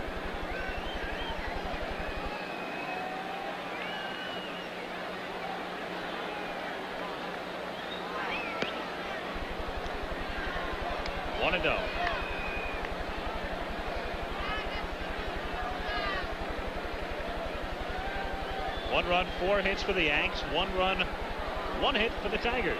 A home run by Gibson in the first. 2 balls, no strikes. Baylor at second. Winfield at first. Well, this is a position Wilcox didn't want to get himself into. Behind 2-0 and have to come to Smalley with a fastball.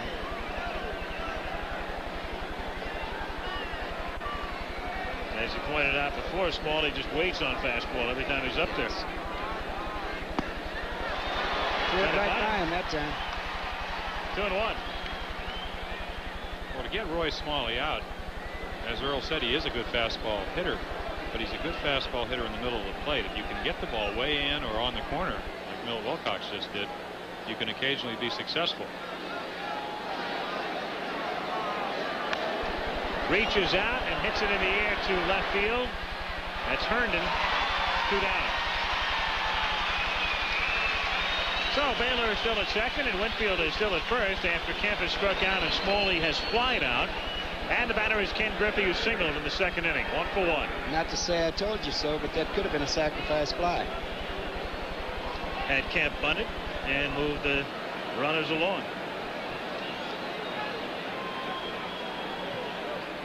I think one reason he may not have bunted is that Niekro, even though he's pitched extremely well this year, has only completed 2 out of 14 games. Your #1 bullpen pitcher just went on the disabled list with an index finger injury. Yogi might be saying, hey, I got to get a lot of runs tonight. That's food for thought. And a good point. 0-1 on Griffey. Maybe we're not going to win 2-1 or 3-1. Of course, the Tigers are leading the American League in runs scored with over 5 a game. So it is something to think about.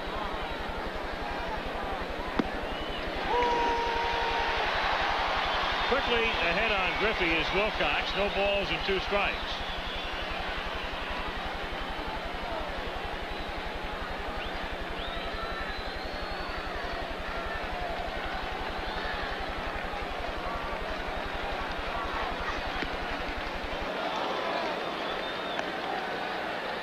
Wilcox is putting everything he's got into every pitch, it seems like. Griffey has faced Wilcox just a limited amount of times, but 4 for 5 against him.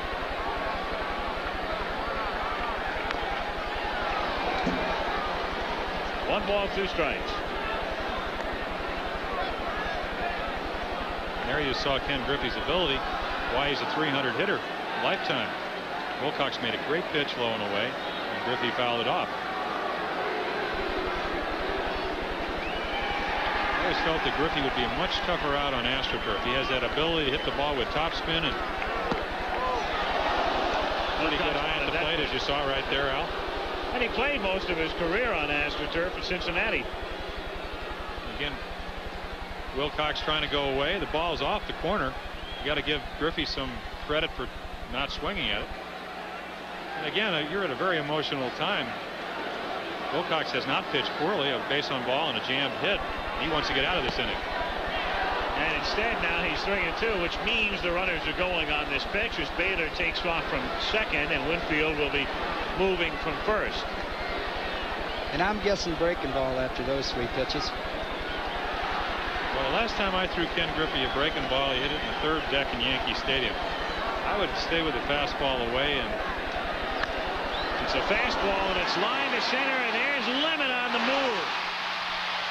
Chet Lemon hauls it down as Griffey hit it on the money, but Lemon gets a great jump per usual, and that's that for the Yanks, who get the first 2 men aboard here in the 4th inning and come up empty as you watch it again. Palmer was right. The ball was on the outside half of the plate. Lemon again got a good jump, caught the ball, and that's the end of the inning. We'll be right back. I'm the Coachman Dalmatian. My name is Pete, and millions of miles have passed beneath my feet. I've led a mighty army to the great outdoors. I'll show you the fun of a caravan and tailgate parties for you sports fans. From travel trailers to motor homes, you'll live in style wherever you roam. I'll get folks together like you've never been together before. It takes a coachman to make the trip, so follow Pete, leader to the great outdoors. Sounds like there's a bear in the beer. What are we gonna do? I'll be right back. Where's he going? He's going to get that beer from that bear. That's not just a bear. That's a grizzly. Yeah, but that's not just a beer. That's fire-brewed Stroh's. I thought we had 3 cases. Well, had to make a deal. Stroh's and Stroh Light, fire-brewed for smoother taste. Make every document the same size. Charts in color. Figures in blue. Headings in black. And collated. Right. This job is for a multiple-choice copier, the Canon NP155. Its zoom system makes a full range of enlargements and reductions, up to 15 copies a minute in black, brown, or blue, and can collate. Done? Do I know how to pick a value? Yes. Yes. Canon's NP155 gives you more for less. For information, call toll-free.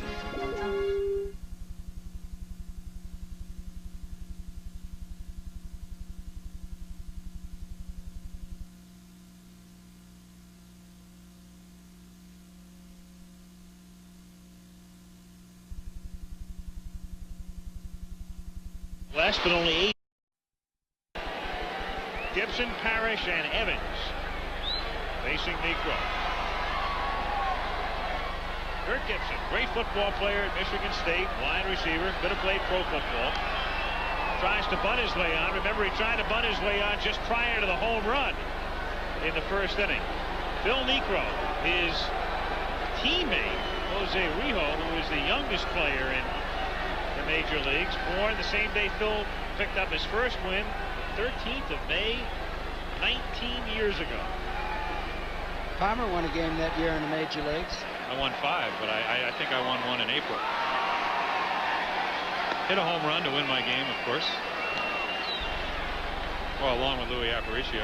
And I hit a home run to put us the head off Jim Bowden, and then I got us behind, and Louis Aparicio won the game for me with a 3-run home run. Got a big head start on Niekro age-wise, but here he is at the age of 45, oldest player in the big leagues. His brother is still the most effective pitcher for Houston.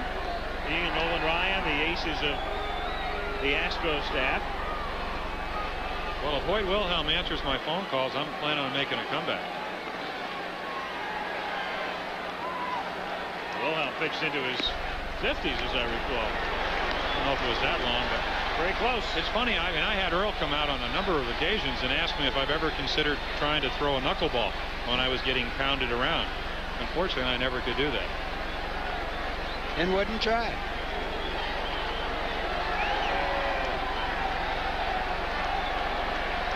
Two to Gibson. Grounded right back through Niekro and over second in the center field. And so Gibson has both Tiger hits with a single to center here in the 4th inning, and it will bring up Lance Parrish. This Saturday on ABC's Wide World of Sports, San Juan, Puerto Rico is the site. Edwin Rosario, tough man to beat. Well, he's come back from a couple of hand injuries. Defends his title against Howard Davis, the 1976 Olympian. And on the subject of the Olympics, the Olympic trials in LA, we'll have a report for you on Wide World this Saturday afternoon. Parrish struck out in the first. Niekro has 3 strikeouts. Starts Parrish with a strike on 1. Among the milestones that Niekro is bearing down on, the 3,000 strikeout mark. He needs 15, and he'll become the 9th pitcher in Major League history to reach 3,000. That's quite a milestone.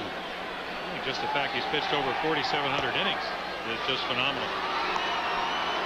It is. When you think of all of the guys that come up and look so good early in their careers, and then the arm problems and the other things that happen, even though they are decent pitchers, just that longevity factor, the endurance is simply amazing.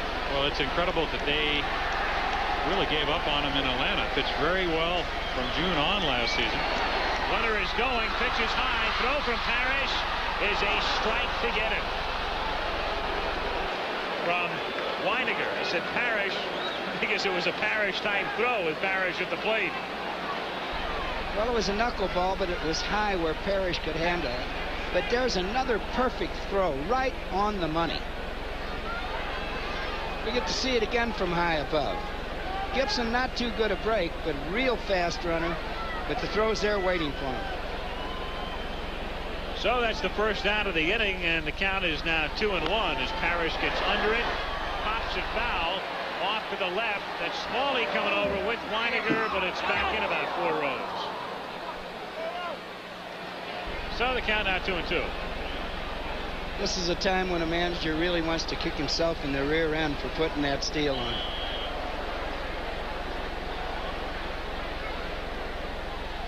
Well, this is the type of gamble that Sparky figured would be a good one to take. Gibson leading the club in steals, 13 and 15 attempts.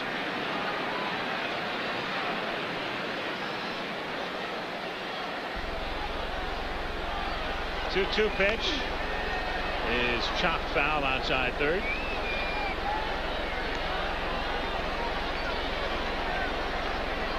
Yankees with a run at the top of the first, and then Detroit countered on Gibson's homer. That's been all the scoring. 1-1, 1 out, nobody on, last of the fourth. High in the air to left field and toward the line as Kemp comes in and makes the catch in fair territory. So with 2 down in the fourth inning, we'll take a look at Darrell Evans.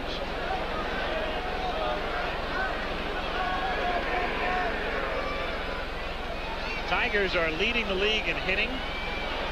Pitching has been outstanding.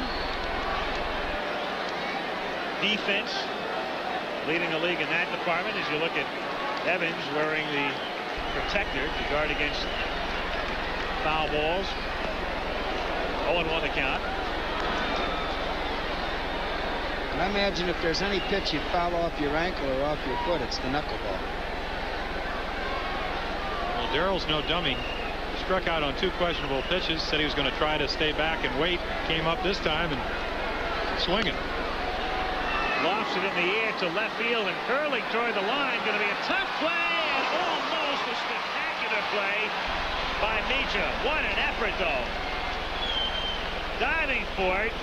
That would have been guaranteed to lead off this week in baseball, and he made it. Outstanding effort. He went a real long way for the ball, and from sitting in the booth, it didn't look like he was going to come close to it. Even here, it doesn't look like it. Completely outstretched. And the ball just hit on the heel of the glove instead of the pocket. You're right. He got there. He was right there. Just called up from Columbus. Bobby Meacham.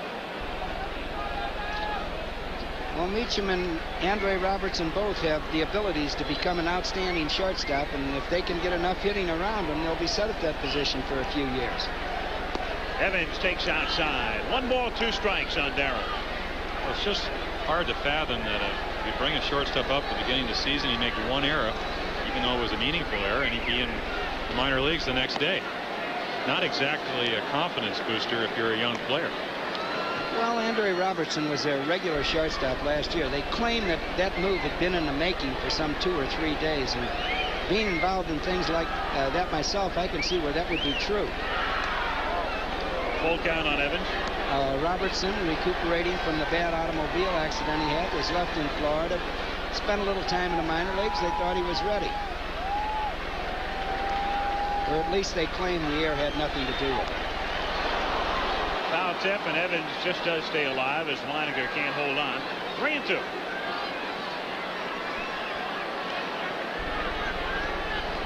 Yankees 19 back coming in as the Tigers get off to that blistering start, 35-5. Blew just about everybody out of there. Toronto was hanging right in, and Toronto still hanging in. 6 back. Foul tip. This time Weiniger holds on. And another strikeout. That's number 4 for Father Time. As we go to the 5th, it's the Yankees 1 and the Tigers 1. This is today's Chevrolet. Taking charge with Cavalier. The hottest selling Chevrolet today. Cavalier. More horsepower than the 3 leading imports with a 2-liter electronically fuel-injected engine. Cavalier. More sedan room than Honda Accord, Nissan Sentra, or Toyota Tercel. The front drive Cavaliers. Grab one for a cool, low price. Cavalier. One hot car. That's today's Chevrolet. Now Washington's better. Way better. Nashville's better. Far better. Los Angeles is better. Really better. Now Holiday Inn is a better place to be. Almost every 7 days, a brand new Holiday Inn hotel opens in the locations you want the most. Better hotels in the best locations. That's why we're #1. We're #1, worldwide host. First with what you want the most. Call 800-HOLIDAY. Holiday Inn is a better place to be. Nearly 4 hours. That's how long it took us to paint this room with a roller. Then we painted it in less than 1 hour with the new Wagner Power Roller. A living room that took nearly 7 hours.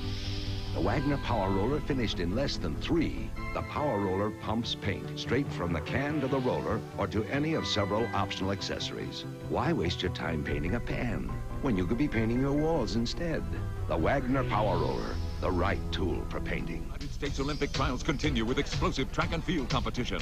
See gold medal hopefuls Carl Lewis and the amazing Edwin Moses, plus many more, Thursday night on ABC. Olympic trials coming your way this week. Should be a fascinating week in Los Angeles. I'll be heading on out there after the game tonight, and we'll have 3 days of coverage for you Thursday, Saturday, and Sunday as our Olympic track and field team is selected. Yankees, as you can see, have done so much juggling and shuffling this season. Everybody has to check the lineup card every day to find out if they're in, and if so, where they're playing. Another combination tonight as we go to the 5th inning. And the leadoff batter, Bobby Meacham, takes a look at his strike. Bobby Meacham fly down in the 2nd inning. Just called up from Columbus. By the way, the Yankees have brought Clay Christensen back. When they activated the pitcher Mike Armstrong the other day, they'd sent Christensen out. But then when Righetti got hurt yesterday, and they had to put Dave on the disabled list, they brought Christensen back. So a very short-lived stay in the minors for Clay, as Meacham strikes out on 3 pitches. Bill Wilcox has a total of 5 strikeouts, and Willie Randolph is the batter. I was always under the impression that if you sent a player to the minor leagues, that he had to spend 10 days down there before he could be, at least 10 days before he could be recalled. Now, whether they got special permission from the American League president or not, I really don't know. They did. You're exactly right. That is exactly the case. But when Righetti got hurt, they appealed, and they were granted it, with Christensen able to join the team, at least according to what Yogi Berra told me before the game.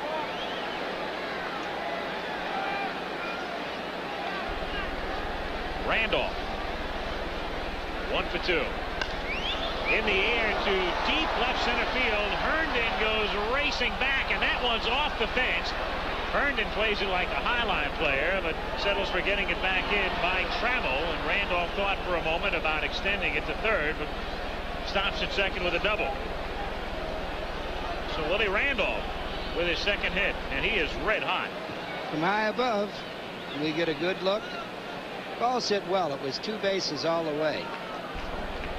You can see from this angle how hard it was hit. Hit the wall on a fly.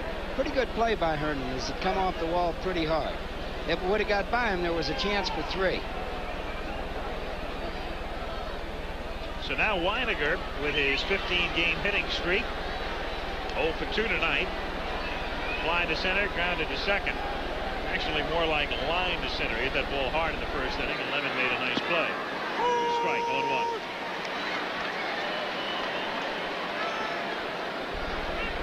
You hate to be redundant, but Milt Wilcox is not overpowering when he makes good pitches. With his fastball, he gets away with them. When he gets behind Willie Randolph and throws the ball in the middle of the plate, they hit the ball hard. And there you see another good breaking ball. When he has all 3 of his pitches working for him, fastball, which he can spot in and away, and also he can throw that split finger fastball and then drop that curveball, he can be very effective. But when he gets behind, I think that's one of the reasons he's been hit hard over the last 5 games. He's just not making good pitches. There's one thing we know. Willie Randolph can hit the high fastball. One year against the Orioles, he had 21 hits. 19 of them came on high fastballs. Fastballs above the belt. But Wilcox has been making exceptional pitches in good spots. 1 ball, 2 strikes with Randolph at second. 1 out, 5th inning at Tiger Stadium. Game tied 1-1. In the air to shallow right center field. Lemon racing in, has to play it on the hop. Randolph had to hold, so he stops at third. And there are runners at first and third. Little looping single to center field, and that's a 16-game hitting streak now for Butch Wynegar, and the Yankees threatened again. They had 2 on, nobody out in the 4th, and Wilcox was equal to the task, but now he has to go through the heart of the order with 1 out and 2 on, and Mattingly at the plate. Doubled and struck out.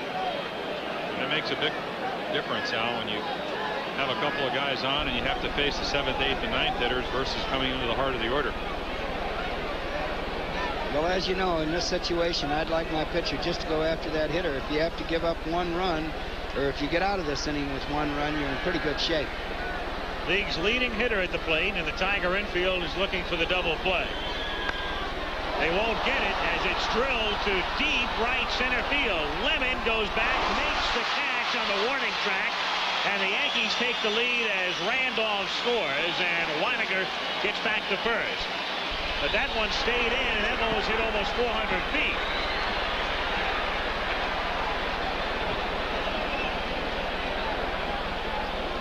We get to see it again from above, and you're right, that ball was hit 400 feet. It's right at the 415-yard mark, 415-foot mark when it comes down. Sacrifice fly, but it does take some of the pressure off of Milt Wilcox. He gave up that 1 run. Now he's got 2 outs and a man on first base. 2-1 Yankees. Mattingly has driven in both runs tonight. Baylor is the batter. Whacks it foul over the roof and out into the street.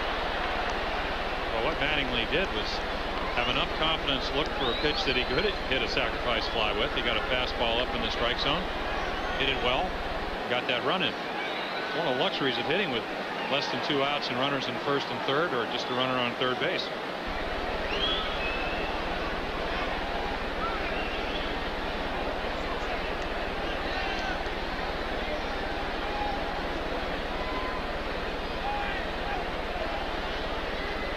One on Baylor. 1 ball, 1 strike now. Well, that reminds me of the story you told us when we had that clubhouse meeting in Milwaukee, where you said you never left a man on third with less than 2 outs. That's exactly right. And I think somebody said yes, because they always pinch hit for you. That's half right. What do you mean? What's the other half? They didn't say that out loud, I want to tell you that. That's the first time I heard that story. That fellow would have been playing in Rochester. Now, that's one thing, Earl. You never held a grudge. What if I told you the fellow who said it was Brooks Robinson? You would have said, that's fine. I'd have been managing in Rochester.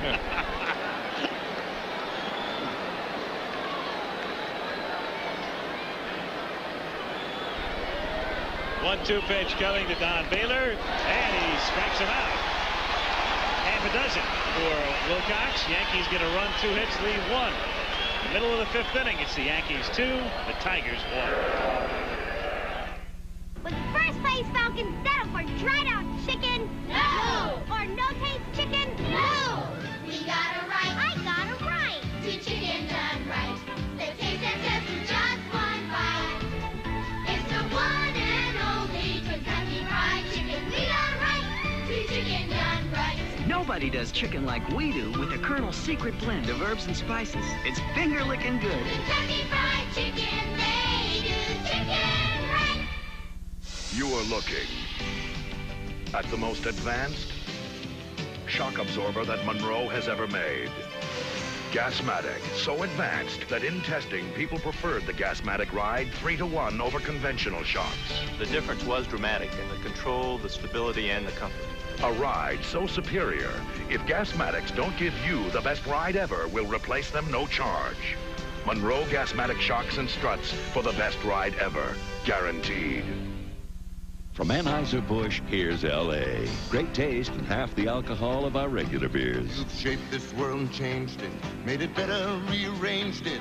in the way you think and what you drink and everything you do. L.A. for smooth taste and drinkability and only half the alcohol of our regular beer. For the way you live your life today. For the way you live today, L.A. For the way you live, L.A. 76 Olympic gold medalist Howard Davis wants to take the title from undefeated champ Edwin Rosario live. Plus a special Olympic track and field report on ABC's Wide World of Sports Saturday. Tiger Stadium in Detroit, where the Tigers are trailing the Yanks 2-1. We want to pass along our condolences to the family of former catcher Jim Hegan, longtime major leaguer and a coach who has a lot of friends with these two ball clubs in particular. His son Mike, former player, broadcaster now with the Milwaukee Brewers. Jim Hegan passing away yesterday at the age of 63. Great catcher. Chet Lemon in the bottom of the 5th inning takes outside, ball 1. Update the USFL action for you at halftime. Oklahoma, Michigan tied at 14, and San Antonio leading Houston by 13 at the half.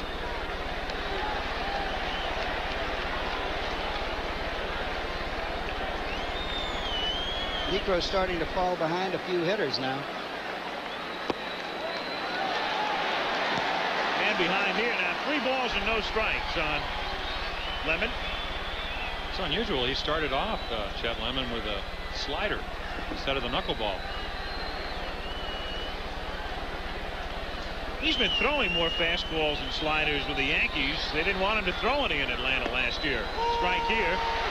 Well, of course, Yankee Stadium is a much better park to pitch in, and you have that huge center field area. And here you'll see a fastball that gets the bottom part of the strike zone. Again, might be a little bit low.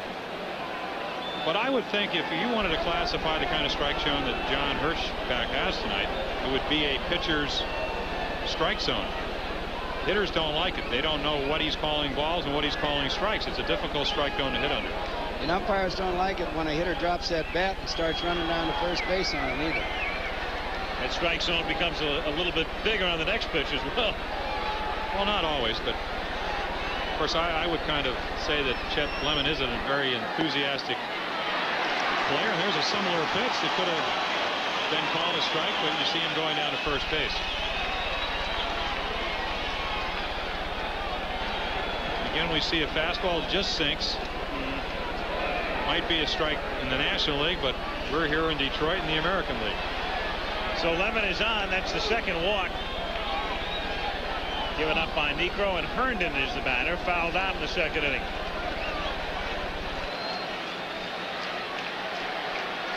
Herndon has seen a lot of Niekro because Larry spent a lot of time with the San Francisco Giants while Niekro was pitching in Atlanta. 0-1. That was pretty good batting average against this old guy.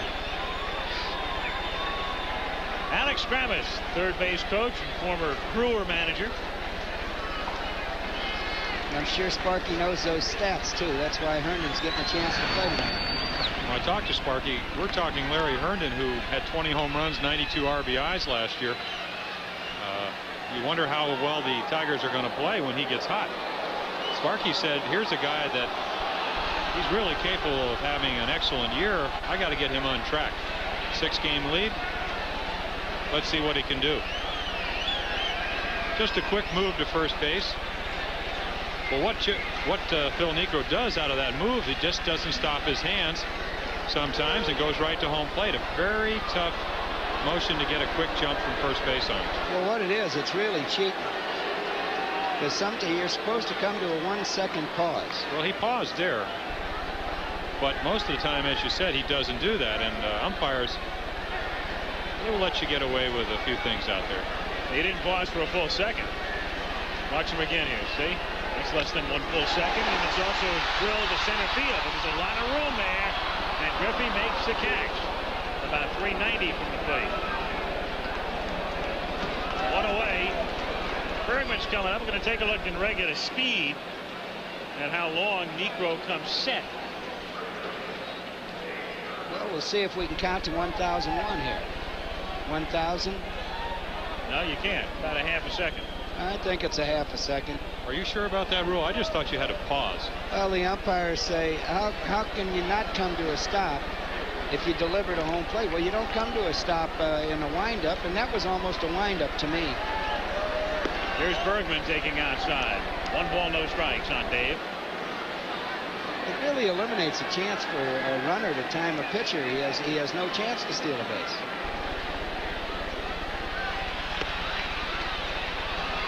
That's completely legal. You don't have to come to a stop to go to first base. Of course, you have to give Phil Niekro a lot of credit because historically it's very easy to run off of knuckleball pitches because of the speed of the knuckleball, not to mention the difficulty of the catcher receiving it. And the big glove. As we showed you before, this combination has not been particularly easy to steal against. And the one time they've tried tonight, they got him. Gibson, 4th inning. Center field again. Griffey. That one about 385. So Herndon and Bergman combined as the throw comes in. Lemon gets back to first base, but Herndon and Bergman both hit him deep and hit him to center or thereabouts. And that's deadly in this part. 2 down. Well, Lemon had thoughts of tagging and going there, but Griffey showed a pretty good arm on that throw into second base. And not necessarily known for a good arm. Barbaro Garbe grounded out in the 3rd inning. Number 9 hitter for the Tigers.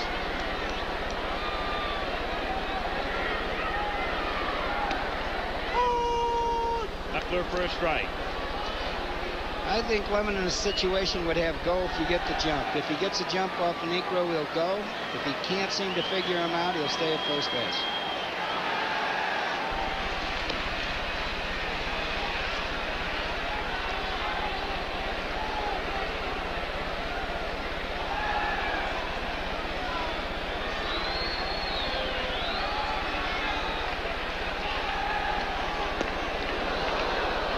Trying to hit one out was Garbe, and the count 0-2.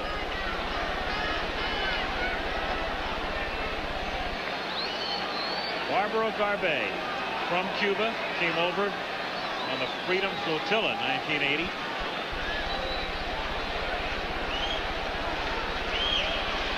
Good looking hitter. You wonder why the Tigers have the best record in baseball. They've added Garbe, they've added Dave Bergman, added Rupert Jones, added Willie Hernandez, who's done a great job for him in the bullpen. Darrell Evans. And they won 92 games last year. I think probably the most insightful thing that Sparky said was I looked at our record last year. We lost 27 games that we had leads going into the 7th or 8th innings. Figured if I could help our bullpen, we'd win more games. And they certainly have. And Hernandez trade was a big one. And they got Bergman in that same deal, too. They gave up Glenn Wilson and John Wockenfuss. And they're 2 pretty good players. I was very impressed with Glenn Wilson, and he's done a nice job over in Philadelphia. John Wockenfuss was, of course, a great guy to platoon against left-handed pitching. Grounded toward the hole. Meacham is there to plug it up, and over to Randolph to retire the side. At the end of 5, it's still 2-1 Yankees. And we'll be back at Tiger Stadium with more after this word from your local stations. She's sexy. She's unpredictable. She's Delia. She's back on Ryan's Hope. A questionable move by the Pistons today, the day before the NBA draft, as they get a player they've been looking for. But what a price they pay. The story following the Tigers game. General Motors employees, the choice is yours. Isn't it time you saved more with a different dental program? Dental Care Network. Highest quality, more complete dental coverage at low cost. No charge for most covered services. No limit on number of visits. No lengthy waiting for orthodontic services. Your choice of modern private offices near you. For top quality, more complete coverage at low cost, the smart choice is Dental Care Network. The Olympians, that tough breed of steel-belted radials from Kmart, warranted to go the distance. Made by Uniroyal, Olympian's aggressive European all-season tread takes every grueling mile in stride. And now you can get the Olympian with its 60,000-mile warranty at a very generous price. as low as $41. Go with the Olympians by Uniroyal, priced by Kmart and tough in the long run.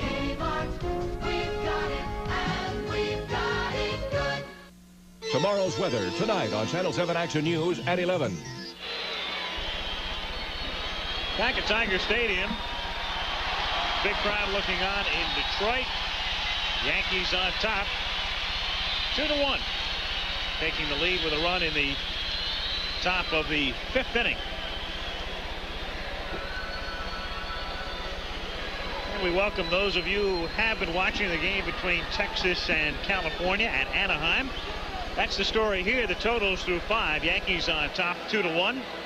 Yankees scoring in the 1st inning on a single by Randolph and a double by Mattingly.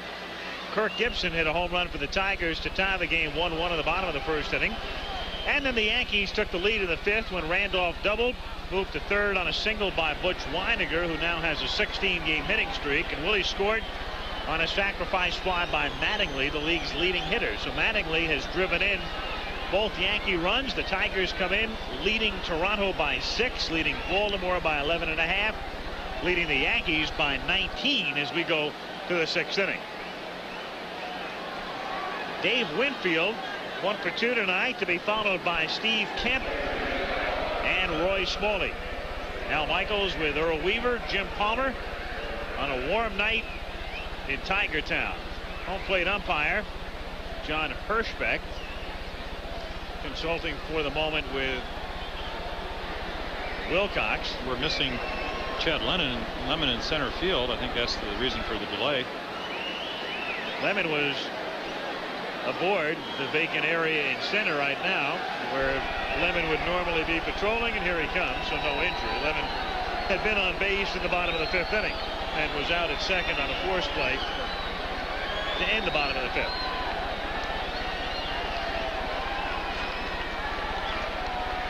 So Dave Winfield to lead things off in the 6th inning, who's been very hot. Winfield came in 2nd in the league as the Yankees have the 2 top hitters, Mattingly 1 and Winfield 2, and his average up 2 points to 338. Milt Wilcox, his numbers through 5, 6 strikeouts, season high for Milt. And he has struck out Kemp twice. Kemp to follow Winfield. So here we go in the top of the 6th inning. Breaking pitch missing outside, ball 1. Well, Dave Winfield's a ball player that can do it all. He can run, he can throw from the outfield, he can run down a fly ball, he hits for average, and he can hit that 3-run homer.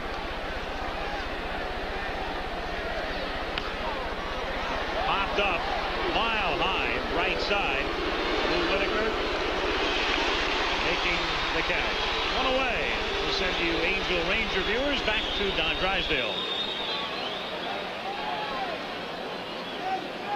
1 away here in the 6th inning, and Steve Kemp, the batter, struck out twice.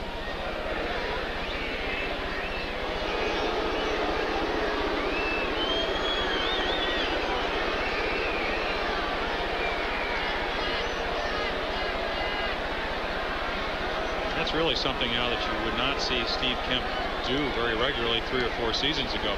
Tough man to strike out, very aggressive, yet pretty good contact hitter. Tonight he's just thrown the fastball kind of right by him. Made good pitches with it, but the first time up he threw him a belt high fastball and he just didn't get to it, and then he made a good pitch with his fastball low and away. But he was ahead in the count, and now he's dropped behind 1 ball, no strikes. What's really odd is, as you say, in the past he doesn't strike out, or hasn't struck out that much, and yet he takes some vicious swings, and it's not that odd to see that helmet popping off. Now, as I said, very aggressive. Of course, was struck below the eye last year in Milwaukee towards, I guess, the beginning of September. Said he does not see the ball as well as he used to. 3 balls, no strikes to count.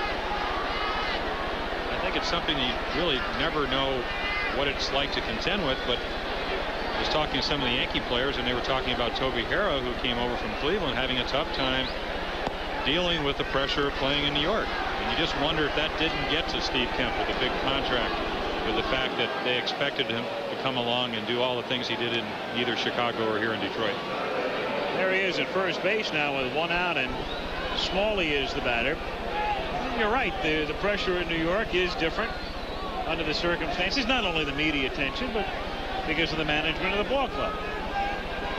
George Steinbrenner is as well known an owner as any in professional sports. He has been, I guess, all things considered, relatively quiet this season as opposed to years past. But of late, some of the moves have started to be made in terms of, in the last day, the coaching maneuvers. That's not being quiet, Hal, right there, the coaching maneuvers. We get the feeling from talking to their players they really enjoy playing for Yogi Berra. He puts their name down and lets them play. But all the behind-the-scenes things really distract them. Well, who was it? A couple of the guys felt that when Steinbrenner came out and indicated, as you look at Berra, that Billy Martin might be coming back for a 4th term. Some of the guys indicated they didn't want Martin back, and maybe that spurred him on. Well, Don Baylor said specifically, some of us want out of here if he comes back. And I think that's a pretty meaningful statement, because Don Baylor, along with Winfield, are the kind of guys that you build a team around and look forward towards to lead the ball club. Well, the way I understood the statement, Donnie didn't say that some of us would want out. He said some players would want out. I don't think he took the total thing on himself. There he is sitting there. I think he included himself in that group of us. Well, you're probably right again. Here's the 1-2 pitch. That's fouled away. Yankees have made a number of managerial moves, as Earl mentioned earlier. As you look at the wave, again, rolling around the confines of Tiger Stadium. Yankees have even made some moves in years they've won pennants in mid-season. Last time they did it, 1981, when Gene Michael was canned and Bob Lemon took over, and they wound up winning the pennant. And down he goes on a sinker as Smalley strikes out for the 2nd time, and that's 7 strikeouts now for Wilcox. And again, we saw the split-fingered fastball that has really accounted for about 4 of those 7 strikeouts. Fastball that looks like, or pitch that looks like a fastball. It's down in the zone, and the bottom drops out. A very difficult pitch to hit. Ball comes up to home plate looking like a fastball and just falls away from the left-handed hitters into the right-handed hitters. Griffey takes inside. Ball 1-0. Now Bergman's playing off the bag at first base, and they're giving Kemp a little bit of room. Seems like he could get that base if he wanted it.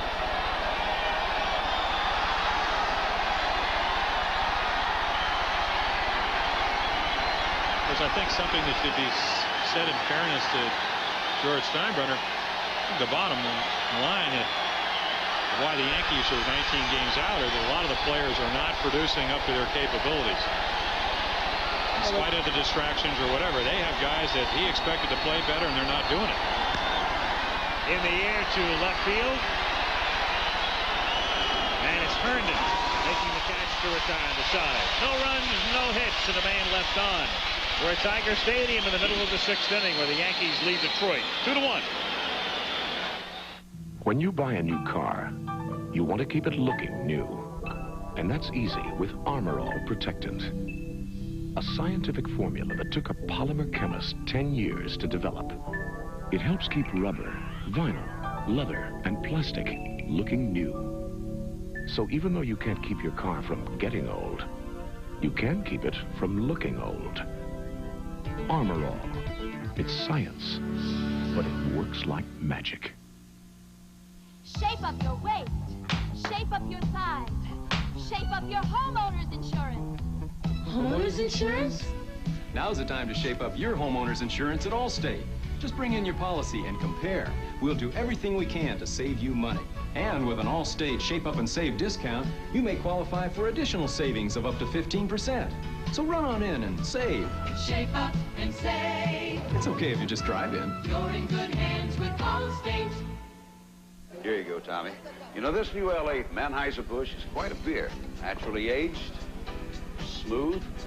It tastes great. Real, you know, drinkability. See, the way I figured it, with only half the alcohol of the regular beers. There'd be certain times when L.A. beer would be a really good idea. Boy, was I wrong. Let's run to L.A., Jim. These guys think it's a good idea anytime. For the way you live, L.A. It's a whole new brand of beer enjoyment. The United States Olympic trials continue with explosive track and field competition. See gold medal hopefuls Carl Lewis and the amazing Edwin Moses, plus many more, Thursday night on ABC. Only other game going in the American League right now, Texas, with Frank Tanano working, leading 6-0 in the 7th inning. Gary Ward is homered. Other two games, Kansas City at Oakland, Chicago at Seattle, getting underway shortly. And the only game in the National League, Cardinals Montreal rained out. A reminder, following your late local news Nightline. Tonight, a report on the world's first test tube orphans. That's the subject with Ted Koppel, immediately following your late local news. Lou Whitaker. He leads off in the bottom of the 6th inning. Taking low from Niekro. Yankees on top, 2-1. Top of the order with Whitaker, Trammell, and Gibson.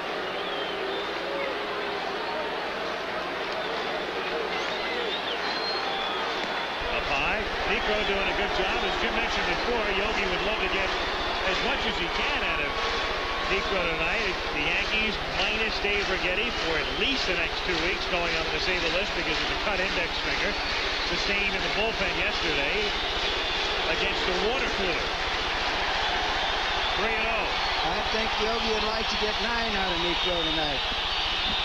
You really wonder who he's going to go to. Yesterday in a ball game, Dennis Rasmussen on the mound, 2-2 ball game with Gary Renicky up. He had Jose Rijo in the bullpen, who's 1-6 on the year.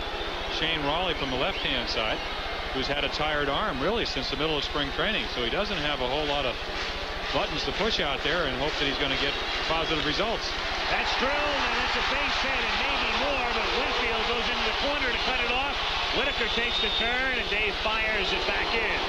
So Lou Whitaker, serenaded again by the familiar Lou, is at first base. Well, here's the pitch. The ball's hit hard right over the first baseman's head, and will show how valuable Winfield is. We can see how far he is away from the ball right here. Looks like it might be a double. His speed got him there in time, and his strong arm stopped Whitaker at first base. We get it from the rooftop again. And again, we get to see how far he is away from the ball. He slipped even and come up and made a good throw to second base.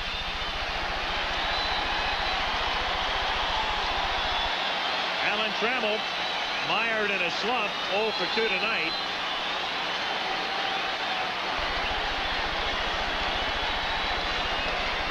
Takes a strike. Trammell 1 for his last 25. Boy, that'll do some damage to your average. Yes, it will. I don't really think the sacrifice was on there either. I think Trammell was trying to bunt for the base hit, at the same time get his man in scoring position. He has Smalley up even with a bag. That's a knuckleball for a strike. 1-2 now. And those aren't Lou's. And as we said last Monday night, when you fake a bunt on the first pitch, what you do is bring the third baseman in, Roy Smalley, and it just makes it easier if you're going to eventually swing away to hit the ball by him. And he gets him. So Trammell, really mired in it now and trying to shake it, has struck out twice tonight. And Niekro has struck out 5 in the game. 1 down, and here is Gibson. We talk about that knuckleball being hard to hit. It's also hard for John Hirschbeck, the umpire, to call because it comes up to home plate, looks like a strike, all of a sudden the bottom falls out of it. I would imagine this is really, I think, his second year as an American League umpire. He has not seen a whole lot of knuckleballers in the minor leagues. They do have a good point there, Earl. Michigan leading by 11 now, trying to clinch a playoff spot. San Antonio leading Houston by 6, third quarter. In the dirt to Gibson. 1-0.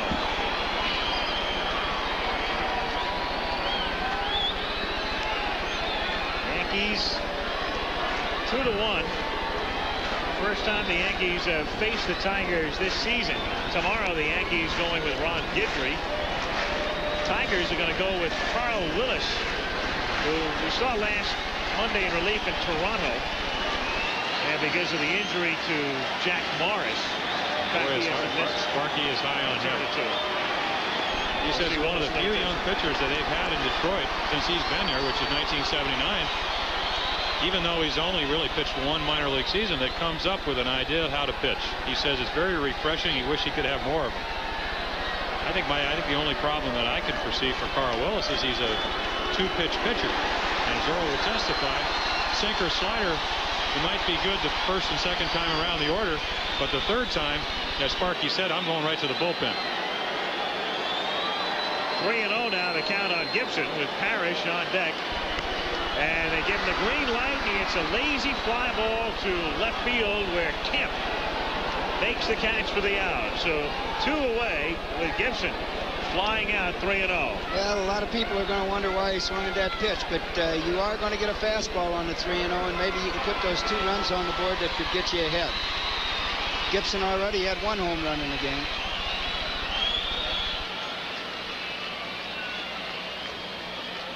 So that's Sparky's reasoning. You're right. I think over the years, now that I think about it, you may see more green lights 3-0 against Niekro than almost anybody out. I'm sure just for that reason. Well, I was surprised that Lou Whitaker didn't swing at 1 earlier in the ballgame.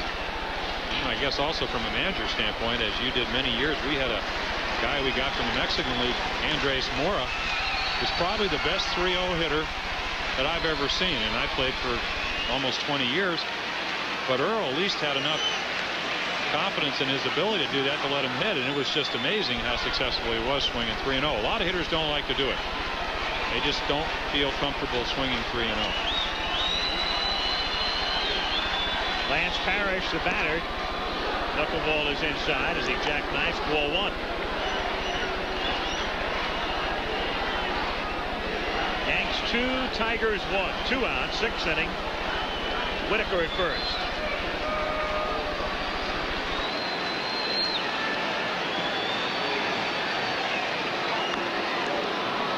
One ball, 1 strike.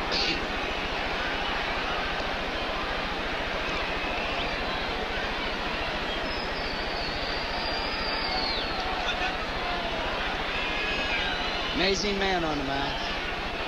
Classy fella, too. Nice guy. 45 years old. Involved in a lot of charities. He is. Chopper foul.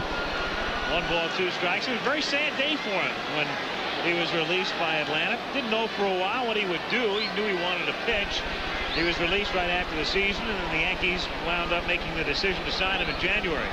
He was on an all-star team that I took to Japan, and I spent some time talking with him. He has managerial aspects, but if he keeps that 1.77 earned run average, it's going to be a long time before he has to think about that. Seeking his 10th win tonight, which would tie him with Dan Petrie back in Jack Morris, who has 11.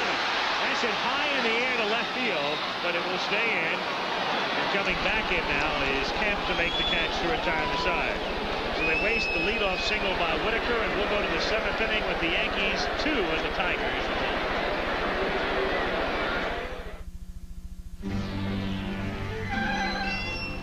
This year, 1 out of every 6 cars will need to have its brakes repaired. That's why at Midas, we offer a free brake inspection. If your car needs work, you know it's being done by experts. 500,000 people a year have their brakes fixed at Midas, and we're glad to have the business.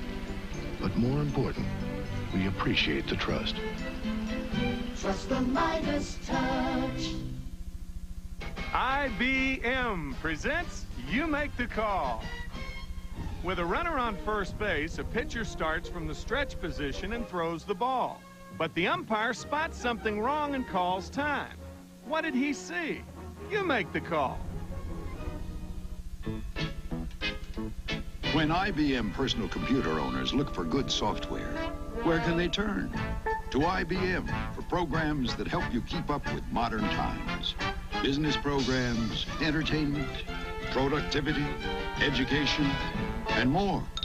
The variety you want with the quality you expect in the growing library of IBM personal computer software. A well-balanced selection at a store near you. Because the pitcher never came to a complete stop in the stretch position before he threw the ball, the umpire called a balk and stopped play. If you said balk, then you made the right call. From Detroit, this ABC Sports exclusive is being brought to you by Budweiser, proud sponsor of the U.S. Olympic team. For all you do, this Bud's for you. Next week, the 25th of June, next Monday night, San Diego against Los Angeles. Definitely, at least some of you will see that, and possibly a second game to be announced later this week. But the Padres-Dodgers will be a definite matchup for us next week from Dodger Stadium. Monday Night Baseball at 8 Eastern, 7 Central. Bobby Meacham to lead off for the Yankees as we go to the 7th inning. Yankees on top 2-1. Meacham, Randolph, and Weiniger.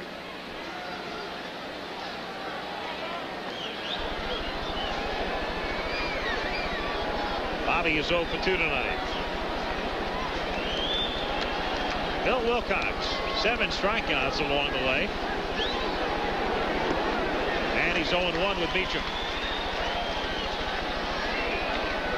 Meacham's a pretty good-sized boy. I think, as you said before, it's a classic example of they don't really care how much he hits if he does a good job playing defensively at shortstop. Down the line, and it is a fair ball bouncing into the corner where Herndon backhands, and Meacham has good speed. Stand-up double for him. It was a good pitch, too.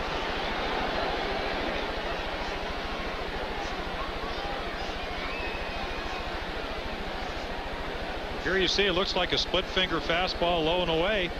As Earl said, it's an excellent pitch, except he hits it right off the chalk line down the left field line for a double.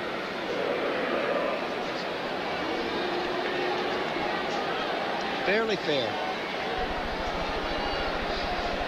Leadoff double.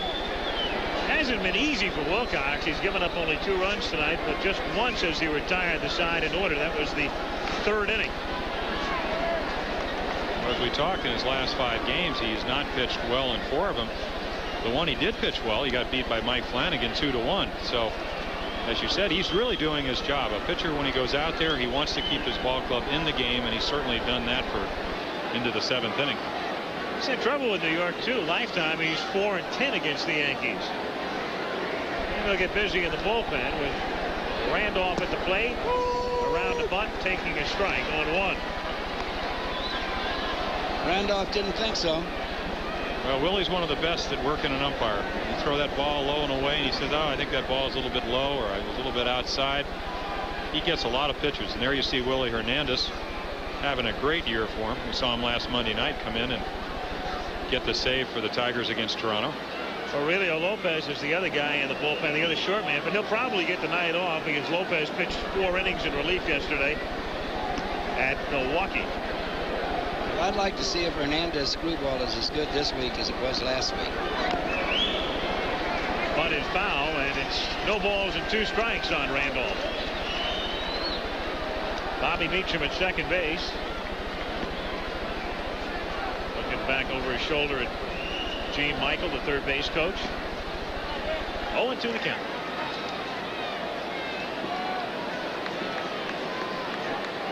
It's odd that Randolph's bunting here.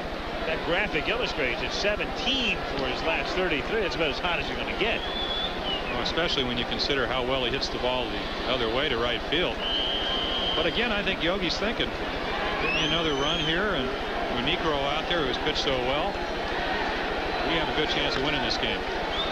One hopper to Channel, so he won't advance the runner as he pulls it, and Meacham has to stay at second. 1 away. That wasn't a good 0-2 pitch, and Randolph got good wood on it. I think that's what makes baseball baseball. You make a good pitch, and the guy hits it down the left field line for double. You throw a fastball 0-2 right down the middle, and he hits it right at somebody for an out. And that's the truth. Weiniger. Well, Weiniger's a case in point. Drilled a shot to center for an out in the 1st inning, and then looped a single in the 5th. to extend his hitting streak to 16. And again, you see that little dance that Milt Wilcox does after he releases the ball. I think one of the worst things a pitcher can do is throw the ball towards home plate and then recoil. What that little step does, it allows him to let his momentum come towards home plate and take a lot of pressure off his shoulder. He gets everything he's got to give on the pitch. Also, it gets him in a position to field the ball. Not a classic delivery, but it's gotten the job done for him for a number of years.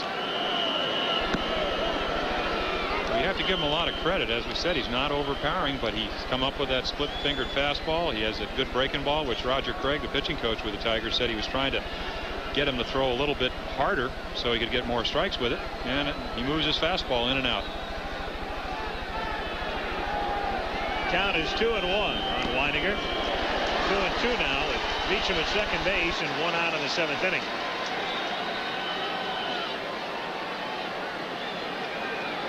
Here's that little hop we're talking about. The only time I ever hop is when I struck somebody out on a 3-2 fastball. Where a line drive was coming back at your shins. Yeah. I was talking to Juan Berenguer, who was hit in Baltimore in the head with a line drive. I told him, you got to work on your fielding. There's not that getting out of the way. That's the first thing. Number one thing if you're a pitcher is to get out of the way, and number two is to try to catch it. Popped up. Trammell calling for it. Weininger is the second out in the 7th inning. Beecham at second base with 2 down now. And we'll see Don Mattingly, who has driven in both Yankee runs. Doubled in the first, sacrificed fly in the 5th. 1-2. And if I'm pitching, Al, with first base open, even though it's a calculated risk because the guy coming up next, Don Baylor, certainly isn't a cinch out.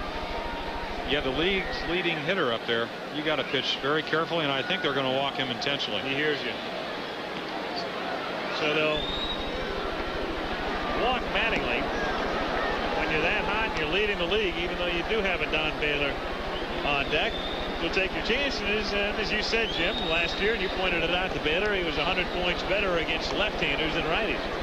Well, it's not a move that I like to do as a pitcher, because what happens if you make a mistake to Don Baylor, who's got 13 home runs, you're out of the ball game. But it's a move, and Earl will testify to this, that you have to make if you're a manager to try to keep your club in the game and play the percentages. It's a gutty move by a manager, because Baylor breaks it up right here. He's got to answer a lot of questions after the game. My philosophy always has been, as a pitcher, if Mattingly singles, you're down 3-1. You're pitching for a team that's leading the league in runs scored. If he hits a home run now, you got to come up with 5 runs to win. And you can see Sparky's concerned. Don Baylor hitting .256, 13 home runs, 35 runs batted in. And he pops it up. So the strategy will work with Whitaker right there. And Wilcox gets out of it. No runs, 1 hit. And the Yankees leave a couple. End of 6½. New York 2, Detroit 1.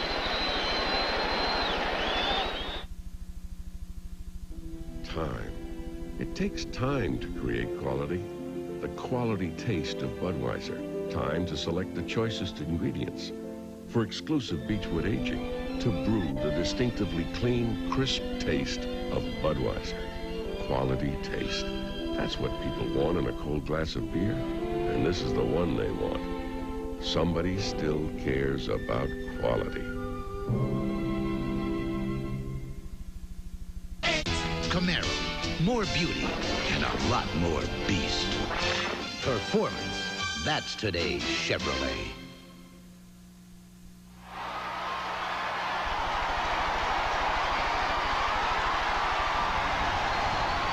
That was a game-saving act. This is a life-saving act. Hi, I'm Bruce Benedict. Last year, 5 million Americans learned something that just might help save a life someday. Cardiopulmonary resuscitation, or CPR. If you don't know how to perform CPR, call the American Heart Association or the American Red Cross. Baseball cares, and you should too. This message was furnished by Major League Baseball in cooperation with the Players Association. Darrell Evans will lead things off for Detroit going to the bottom of the 7th inning. Then we'll see Chet Lemon and Larry Herndon. 5, 6, and 7 hitters against Phil Niekro. Well, Evans has struck out twice, but if Niekro gets one in the wrong place, it's all tied up.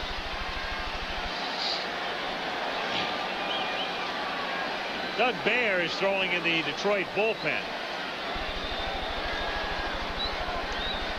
Earlier, Hernandez had been up there just to be getting some work, perhaps.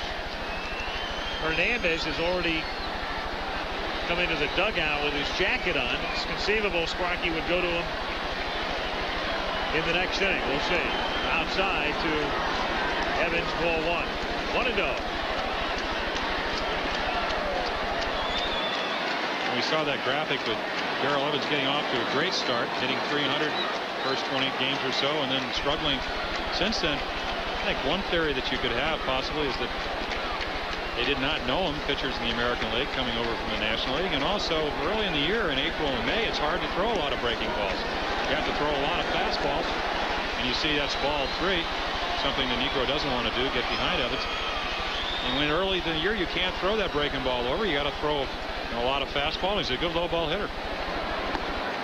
That's a strike. One thing about Evans, he's in a slump right now, but he's the kind of guy that when he gets hot, he takes you right with him for about 2 weeks. Well, the pitchers didn't know him, but he doesn't know the pitchers either, which evens it up. Grounded and bobbled by Mattingly. No play.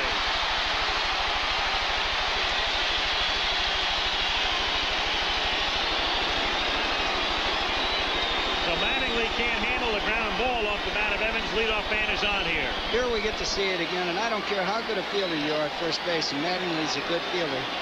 He could have laid back on that ball and got a big hop rather than charging it that fast and getting it on a short hop. It's a play where you just let your pitcher cover first base, make sure you catch the ball, and give him a decent throw. Tommy Brookins goes in to run now. That's an error charge to Mattingly. So Brookins pinch running here in the 7th inning. And Lemon grounded out and walked is the batter. Hitting .304. 1-0 the count. One of the things Mattingly might have been thinking about it, number one, he doesn't know how fast or how slow Darrell Evans is, and it's a reflex play. One of the difficult things about playing in the American League, where you see sometimes months and months between seeing teams, is really being able to scout them. You don't know a lot of their strengths and weaknesses. Well, Niekro's fallen behind again, 2-0. They might be getting some fastballs to hit here directly, but I really don't care whether you know the speed of the runner or not. I think that was a careless error, one that didn't have to be made. In the air to shallow right center field, and it's Winfield making the catch. Brookins still at first base, and 1 gone now in the 7th inning. And Larry Herndon is the batter. Fouled out and fly to center. Herndon batting .247 as he comes up. As we talk, Phil Niekro is falling behind a lot of the Tiger hitters, but what he's been able to do in a 2-0, 3-1 situations is make good pitches with his fastball. Excellent pitches with his fastball. That one was right on the outside corner. I think, again, that exemplifies what control means. Throwing 77 miles per hour, maybe not even that quickly. And if you make good pitches, you can be effective. Well, as many pitches as he's thrown at that home plate, and in the length of time he's been there, he should be able to put it right where he wants to, and he has tonight. He's walked 2. He struck out 5. Tigers have had the leadoff man on in each of the last 4 innings.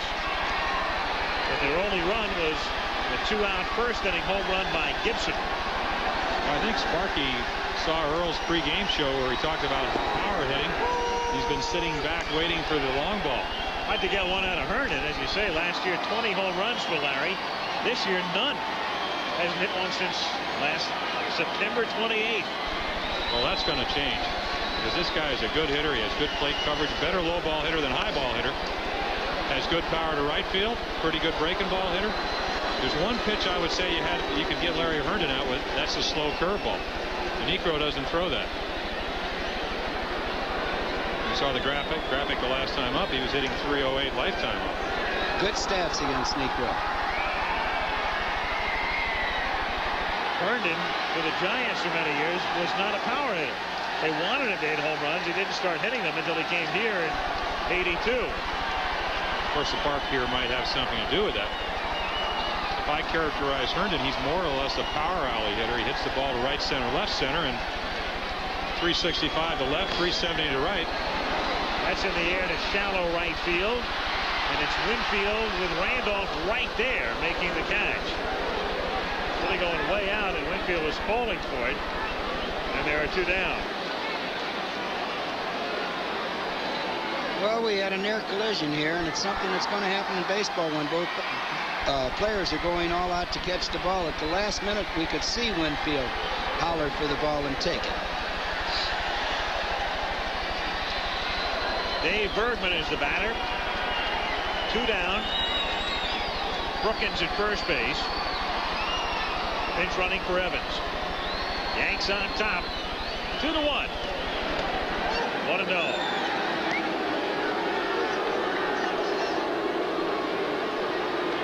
Bergman hitting .291.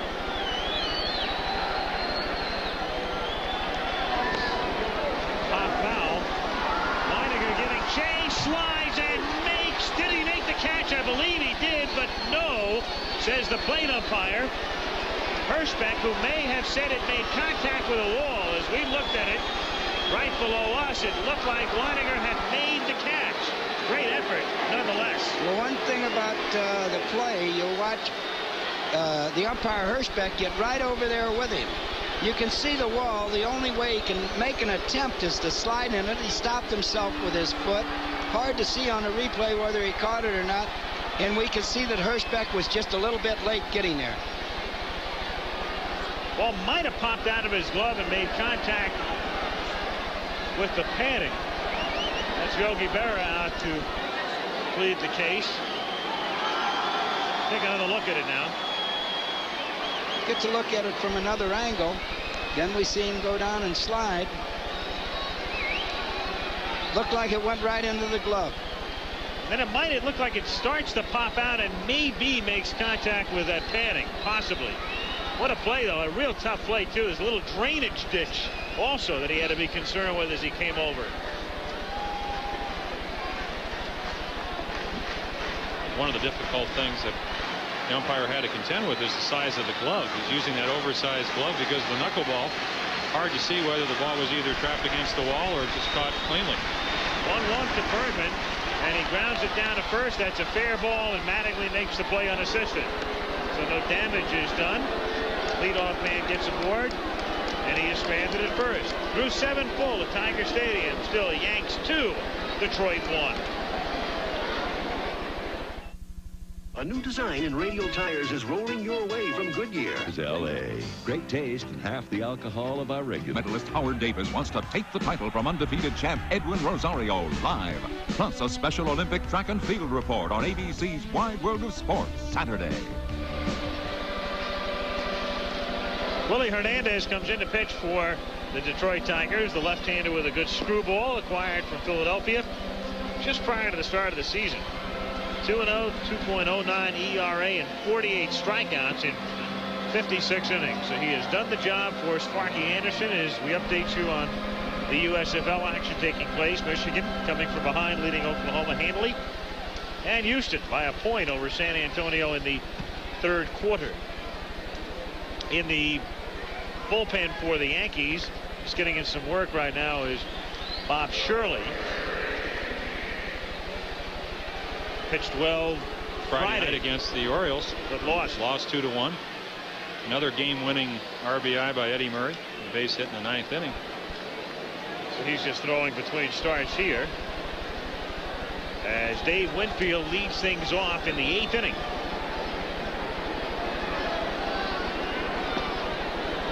Winfield 1 for 3. There you saw the high fastball.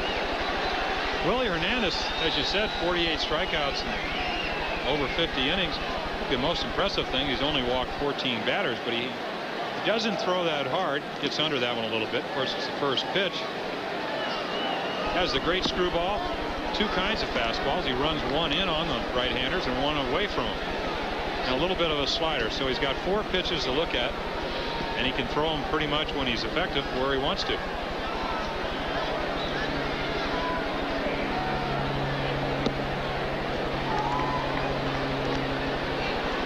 The count.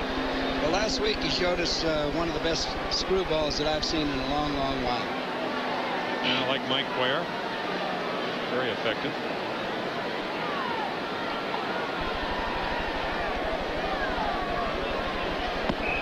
Oh, 3-1 now the count. Hernandez is leading the American League in appearances. This is number 30 for him. Dane Quisenberry with 29, and as you can see, he has been really tough of late. He's facing a guy that doesn't like to walk. And he rips it to right field. That's a base hit, and caroms off the shin of Gibson, but he keeps it in the neighborhood and holds him to 1. 2 hits tonight for Winfield, who came in hitting .336.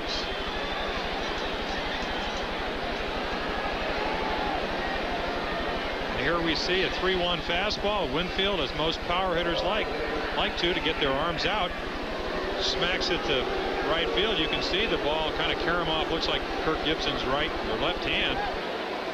Keeps the ball in front of him, though, to hold him to a single. That ball was hit like a 3-wood shot. It seemed to rise. Well, Winfield hit Al Clark, one of the American League umpires, with a line drive behind first base last year, and I think Al Clark was out for a month.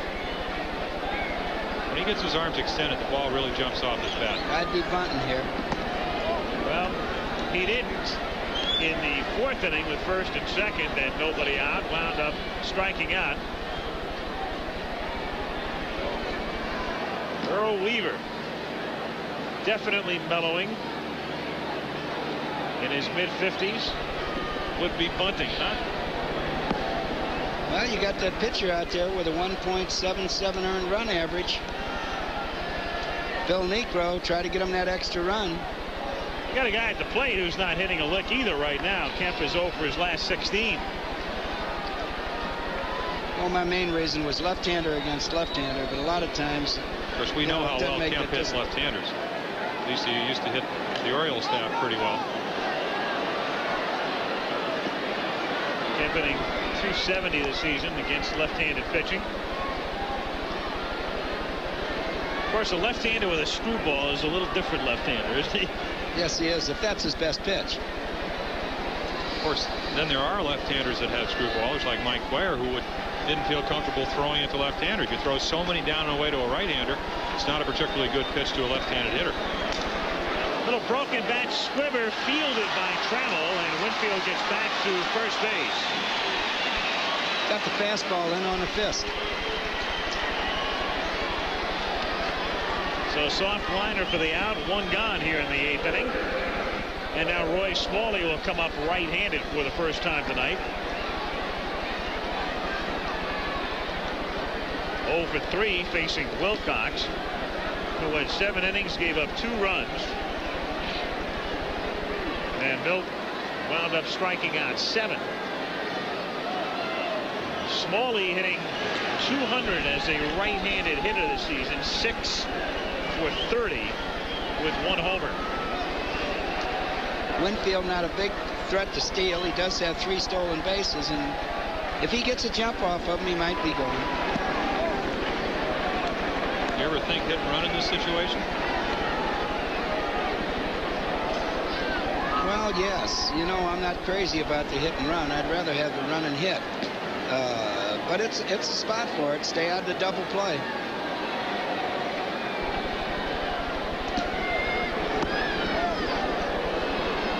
Two balls, no strikes to count.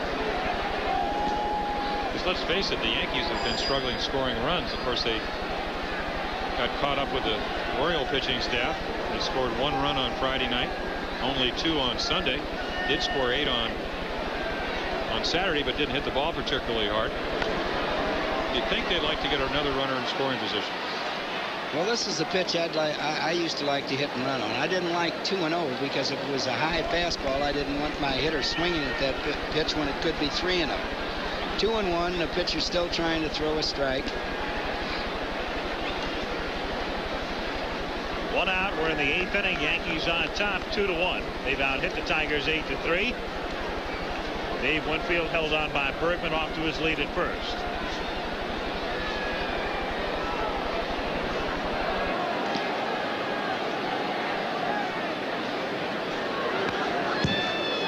Two now on Smalley. Griffey is on deck.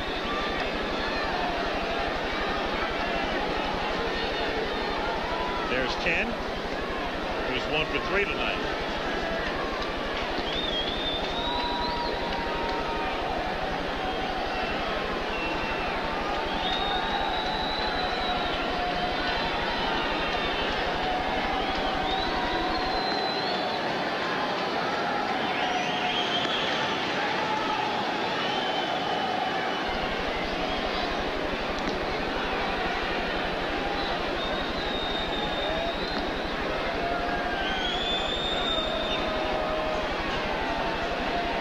Pitch coming up is grounded toward the hole. Trammell gets there, goes to Whitaker for the force. Second out of the inning with Smalley now at first base and Griffey due up.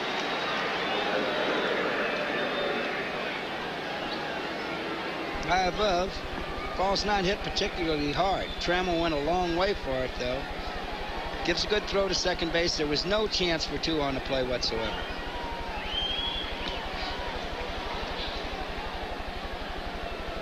Now Griffey at the plate, facing Hernandez for the first time. And he drills it to deep right field and down the line. It is hooking, and it is a foul ball. Game of inches. And not by much.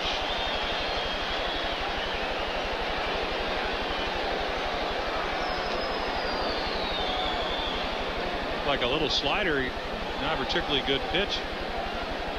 Clouded, looked fair from here, but just inside the foul ball. Better angle here, I think, to tell. Yeah. No doubt. That was a very bad pitch. Slider hanging on the inside half of the plate. Would even been worse if it had been fair.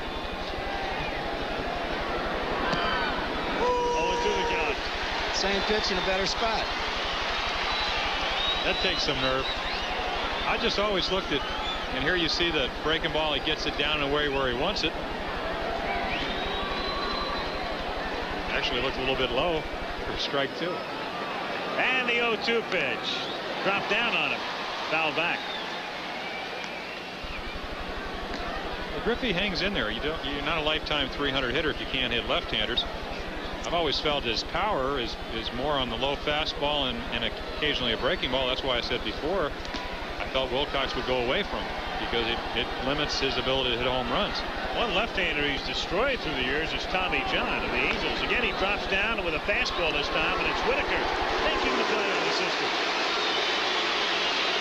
That's the story for the Yankees in the 8th, and the Tigers come up in the bottom of the inning, trailing New York 2-1. Mixing cement. It's a dusty job. Coming up for you Thursday night at 8 Eastern time. U.S. Olympic track and field trials already underway at the L.A. Coliseum. So we'll have some live events for you Thursday. Also, as you look at Brian Daya taking over in left field. Look back at Carl Lewis, who has made the team in the 100. Edwin Moses, as he attempts to continue that incredible winning streak. Coming up Thursday night, Omar Moreno. You took a look at him now in center as the Yankees make their defensive changes, trying to help Niekro protect a 2-1 lead as we go to the bottom of the 8th inning. Barbaro Garbe, the number 9 hitter. Then we'll see Whitaker and Trammell against Phil Niekro, who is looking for his 10th win of the season and 278th of his career. Outside the Garbe, ball 1. I really get the feeling that this is his game to win or lose. Yankees have had no action in their pen. Again, a slider, it looked like 2 in a row. Again, he falls behind. He's only walked 2, however, tonight. Struck out 5.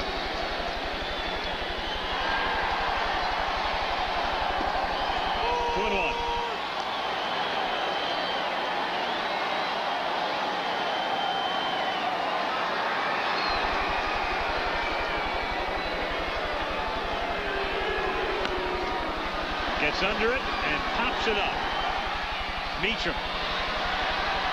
That's that for Garbe. 1 out. 3 hits off Niekro. Niekro, that's very interesting and revealing, and augments what Jim mentioned before in terms of the slow starts Niekro gets off to normally. In '69, it's 15 years since Niekro has won 10 before the 1st of July, and it's only, what's the 18th of June? He could win maybe 12 by the 1st of July, the way he's going. Well, the way he's pitching and the way the Yankees bats, even though they haven't scored the last 3 or 4 days, but that has something to do with the pitching they faced. They were home run a couple of years ago when the Braves won the division title. 1982 in a very key game in San Diego last weekend of the season. 3-1. It'll be interesting to see whether he throws Lou Whitaker a fastball. As we said, Lou's capable of hitting that pitch out. So let's see what he does. Strike here. The count is full. 3-2. Slider in a perfect spot.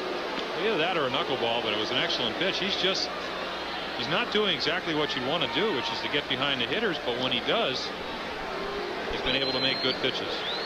And the 3-2, he struck him out. That's 6 strikeouts now for Phil Niekro, and with 2 down in the 8th inning. Alan Trammell comes up 0 for 3 tonight. Elsewhere, Texas 6, California 1 as they go to the 9th at Anaheim. Kansas City and Oakland are underway. Nothing there, and nothing at the Kingdome. White Sox facing the Mariners. Montreal again rained out against St. Louis. 1-0, the count to Trammell.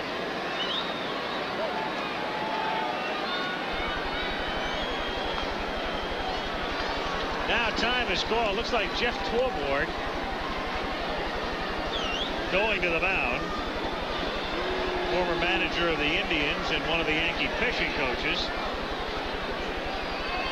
Well, I don't know if this is a good time to slow a pitcher like Niekro up right now.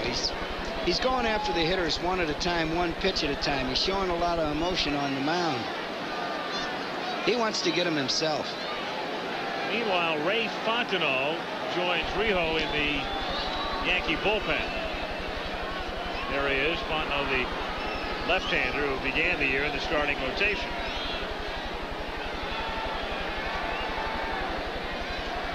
Yogi Berra watching his club out in front 2-1. There's Gene Michael, a former Yankee manager, and Lou Piniella, who retired Saturday. Strike to Trammell. 1-1. Lou Piniella, of course, is a Yankee coach. That's the reason he's in the dugout. Even while he was playing, he was the Yankee hitting instructor. 1 ball, 2 strikes now.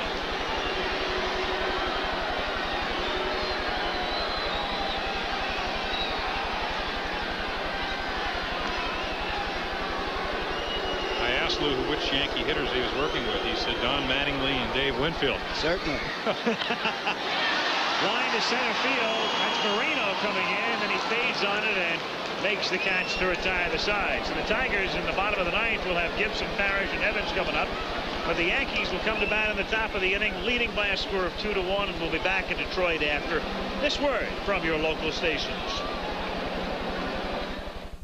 2 frozen embryos whose would-be parents have died. USFL, Michigan leading Oklahoma as they battle for a playoff spot. 34-17. That game is taking place not far from here at the Silverdome. Scoreboard in the stadium had it wrong before. San Antonio 23, Houston 21 in the 4th quarter, and a surprise. USFL action coming up at 2:30 this Sunday, final weekend of the regular season. White Sox came up with 4 in the top of the first inning. Richard Dotson working against Matt Young in that one. 4-0 Chicago. Bottom of the first inning in Seattle. Here, as you look at the other scores, Texas leading California, KC and Oakland no score. Here it's 2-1. The Yankees on top as we go to the 9th inning. And Willie Hernandez trying to keep it close, facing Bobby Meacham, Willie Randolph, and Butch Weiniger. You look at that Chicago White Sox team last year. They led the majors with 800 runs. Charlie Lau no longer is with us, passed away in the winter, and they've been struggling offensively. I think one of the finest hitting coaches that I ever saw in baseball. I'm sure they really miss him. Yes, they do, but Greg Luzinski isn't giving them the power they need right now, and neither is Carlton Fisk. Also, remember last year, even though the White Sox won by a mile, they didn't break it open until very late in the year. Fly ball to right field, and it's Gibson retiring Meacham. One away. Willie Randolph will be the batter again for late tuners in. Local news will be following, and then Nightline here in Detroit as we are in the 9th inning. Yankees got a run in the first, and Detroit countered on a home run by Gibson, but it's been all Niekro since, and the Yankees added a run in the 5th inning on a double by Randolph, single by Weiniger, and fly ball by Mattingly. That's the difference. That one is stroked to right and right into Gibson's glove by Randolph, and Gibson had a little bit of trouble with that one. Again, he seemed to be troubled by the lights. I've always felt they had the best lights here. Of course, I've never played right field, so I wouldn't know if they're in your eyes when you go after a fly ball or a line drive. But I definitely think that I've always kind of wished that they would have a couple of bulbs burn out. When I pitched here, the hitters see the ball extremely well here. Well, there's almost as many balls lost in the lights at night as there are in the sun in the daytime. Weiniger pops it up into shallow left field. Quick inning as Trammell makes the catch. 3 up and 3 down. We'll take a station break for our local stations. That's coming up here as we go to the bottom of the 9th inning. Score still New York 2, Detroit 1. And we'll be back after this from our local stations. She's sexy. She's unpredictable. She's Delia. She's back on Ryan's home. Berra has been a somewhat embattled man this season, the manager of the Yankees, with his team 19 games back. And I talked to Lawrence Peter Berra before the game tonight. What about for you now? A couple of months into the season, you're under the microscope, as any manager in New York is. All of the rumors, all of the Yogi is out, Yogi's in, this and that, everything that swirls around the New York manager, no matter who he is. How have you adapted to it over the past couple of months, and your feelings about your situation right now? Well, I just go to the ballpark every day, Al. I'm still there. That's all I know, and it doesn't bother me that much. It really doesn't. You know, that's every manager's mind, I guess. You're hard to be fired. That's what this game's about, and I'm enjoying managing. I really do. You know, we lost a tough one yesterday at Baltimore. Rigetti's out for 15 days now. That's going to be pretty tough too for us right there. And like you said, the managing part, you do the best you can. That's all you can do now. And tonight, the best he can has been good enough through 8. Through 8.5, in fact. 2-1 as we go to the bottom of the 9th inning. Al Michaels, Jim Palmer, Earl Weaver with you from Detroit. Our thanks to Alan Roth for, as usual, a super job up here in the booth with the numbers. Steve Hurt with the graphics information from downstairs as you look at Bill Niekro working on Gibson in the bottom of the 9th inning. Gibson a home run in the first, a single in the 4th, and then he flied out 2 for 3. Makes low, ball 1. And Al, if you were going to ask somebody what makes a pitcher successful, probably 3 of the criteria would be velocity, movement, and location. Bill Niekro throwing 77 miles per hour when he throws his fastball certainly doesn't have that, but he has been all night been able to locate the ball where he wants to, and the knuckleball been moving. He's got a lot of movement on that knuckleball. And he keeps falling behind. This has been a pattern for him tonight. He's behind here 2-0, and yet his control hasn't cost him. 2 walks, 6 strikeouts through 8. And Gibson pops it up in foul ground that may be playable, and it will be for Smalley. 1 out.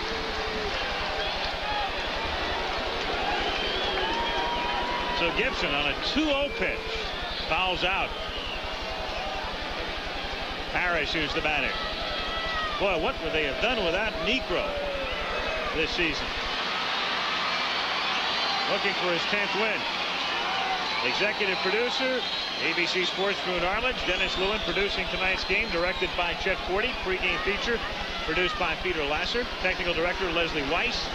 Associate director John Bissoni. Assistant to the producer Elise Backus.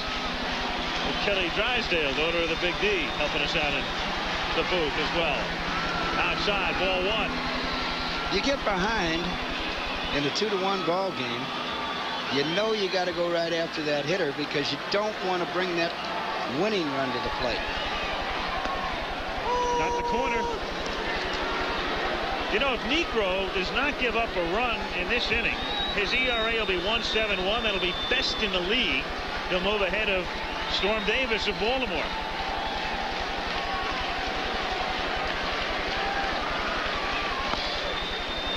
Foul ball. 1-2. Evans, the designated hitter, Brookins went in to pinch run for him, so they need a DH, and Grubb is out on deck. You know, with a fastball pitcher in the 9th inning, a lot of times he's lost a lot off that fastball, but that knuckleball will keep dancing all the way through. Well, that's what we talk about movement. And there you see John Grubb. He thanked me for glorifying him last Monday night by calling one of my toughest outs and one of the world's greatest hitters. I told him, I said, you may not go to the real Hall of Fame, but you're in mine.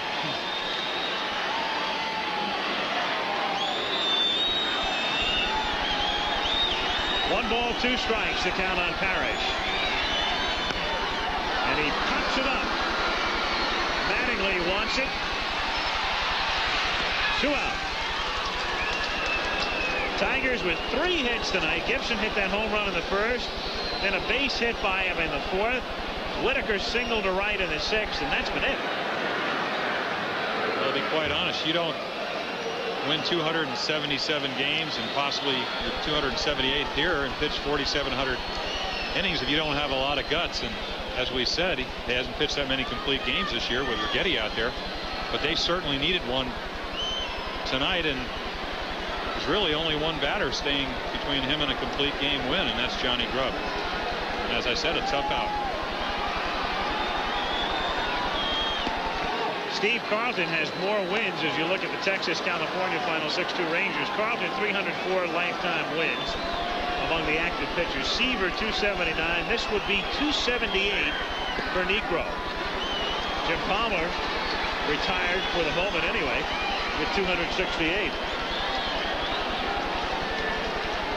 They all talked. You heard Darrell Evans talk earlier about sitting and waiting. Grubbs waits very well. 3-0 now. Lemon is on deck.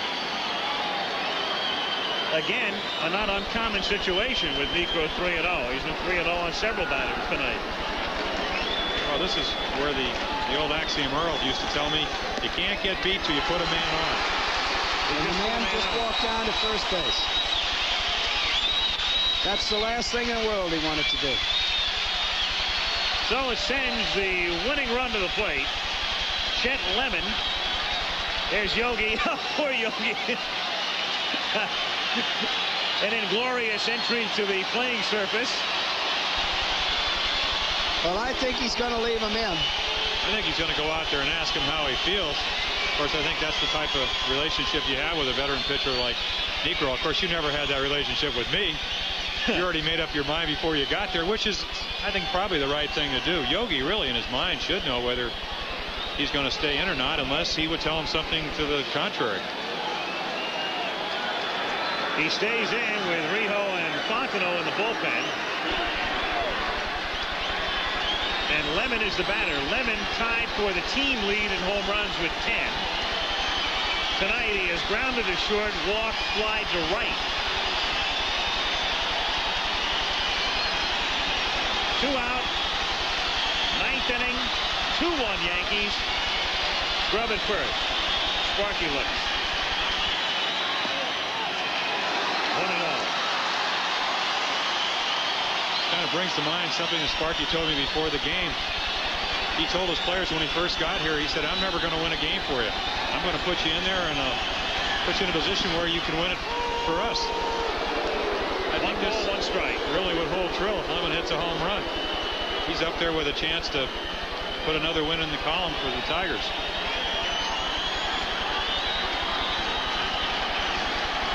And the 1-1 to Lemon is in the dirt. Niekro showing a lot of emotion. He wants it.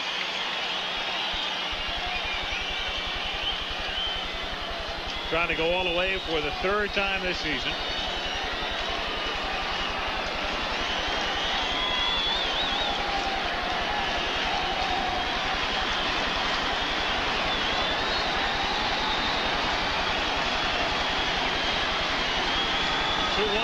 Inside, ball 3.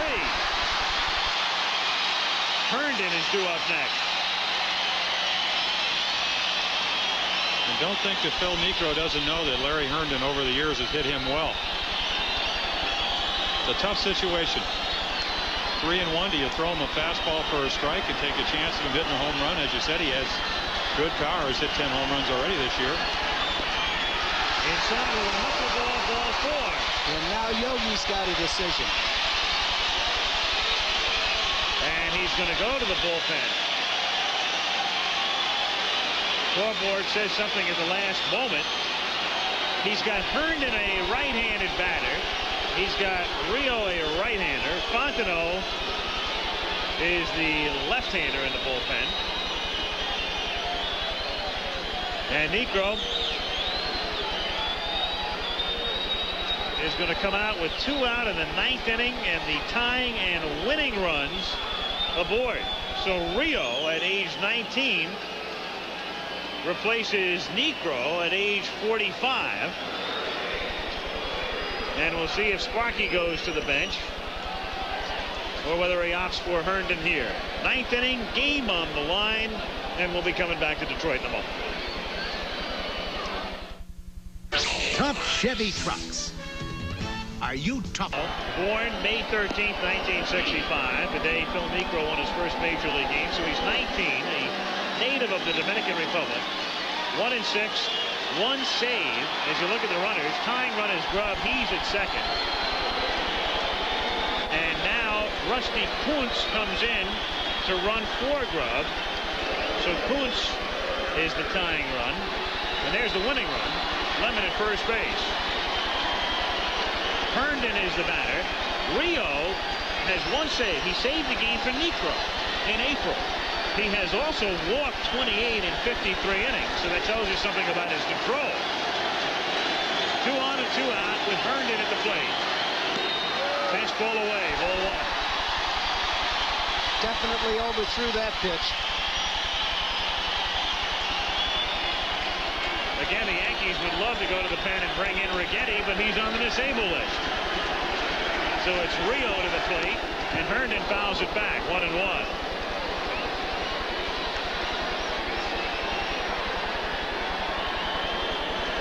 I think something, of course, here, as we said, Larry Herndon hasn't been hitting pretty well, but he's been sitting up there watching the knuckleball all night. Now you have Jose Rijo, who throws somewhere in the mid-90s. But as you saw, Herndon had a pretty good swing at that 1-0 pitch, mainly because it was a low fastball, and he's a good low ball hitter. He was a little late, though. Here's the 1-1 pitch. That's high, ball 2. 2-1. 92 miles per hour on that last fastball. I would think Jeff Torborg and Yogi would have said, you're going to get beat on your best pitch, and that's the fastball. Grounded to short. That's Meacham shoveling to Randolph, and the Yankees win it. As Niekro at 45 gets the win, and Rijo at 19 gets the save. And the Yankees, with the difference being a sacrifice fly by Mattingly in the 5th inning, pulled off by a score of 2-1. Phil Niekro, a 10-game winner on the 18th of June as the Yankees beat the Tigers in Detroit.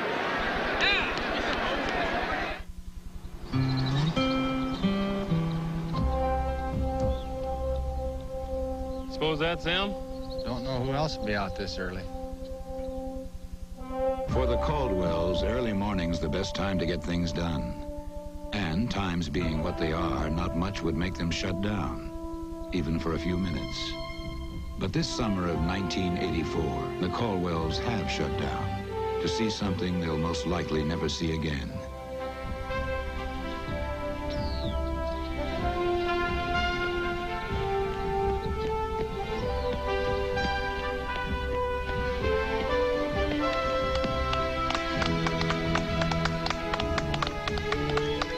As we host the games this summer, let's hope we all learn that the true measure of the Olympics is not in the winning, but discovering the best in all of us.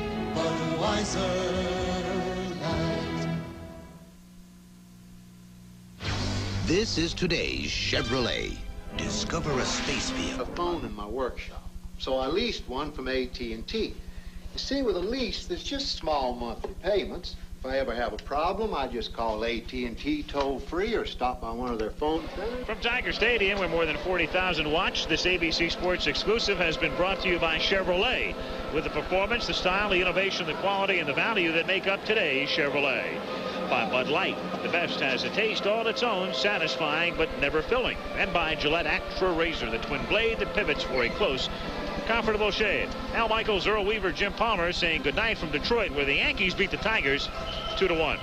Stay tuned for ABC News Nightline. Tonight on Nightline with Ted Koppel, the world's first test tube orphans and the controversy surrounding them. What should be done with two frozen embryos whose would-be parents died immediately following your late local news.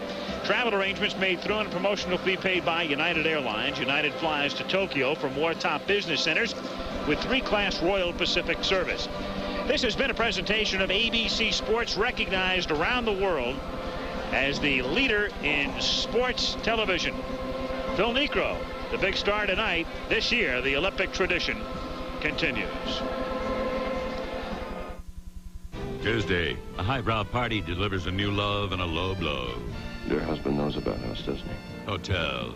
Then, a nightmare holds the key to a killer. Particular point of view, it is a question of life. Or is it? When does life really begin? And who has control over that life when it does begin?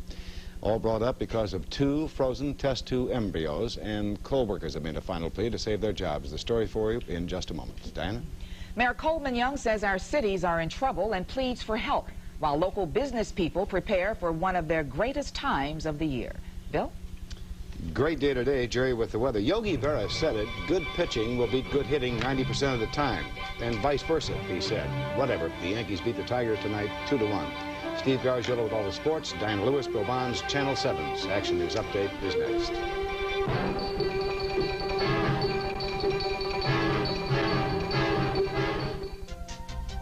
General Motors employees, the choice is yours. Isn't it time you saved more with a different dental program? Take a plunge with Jim Oakes tomorrow at 4.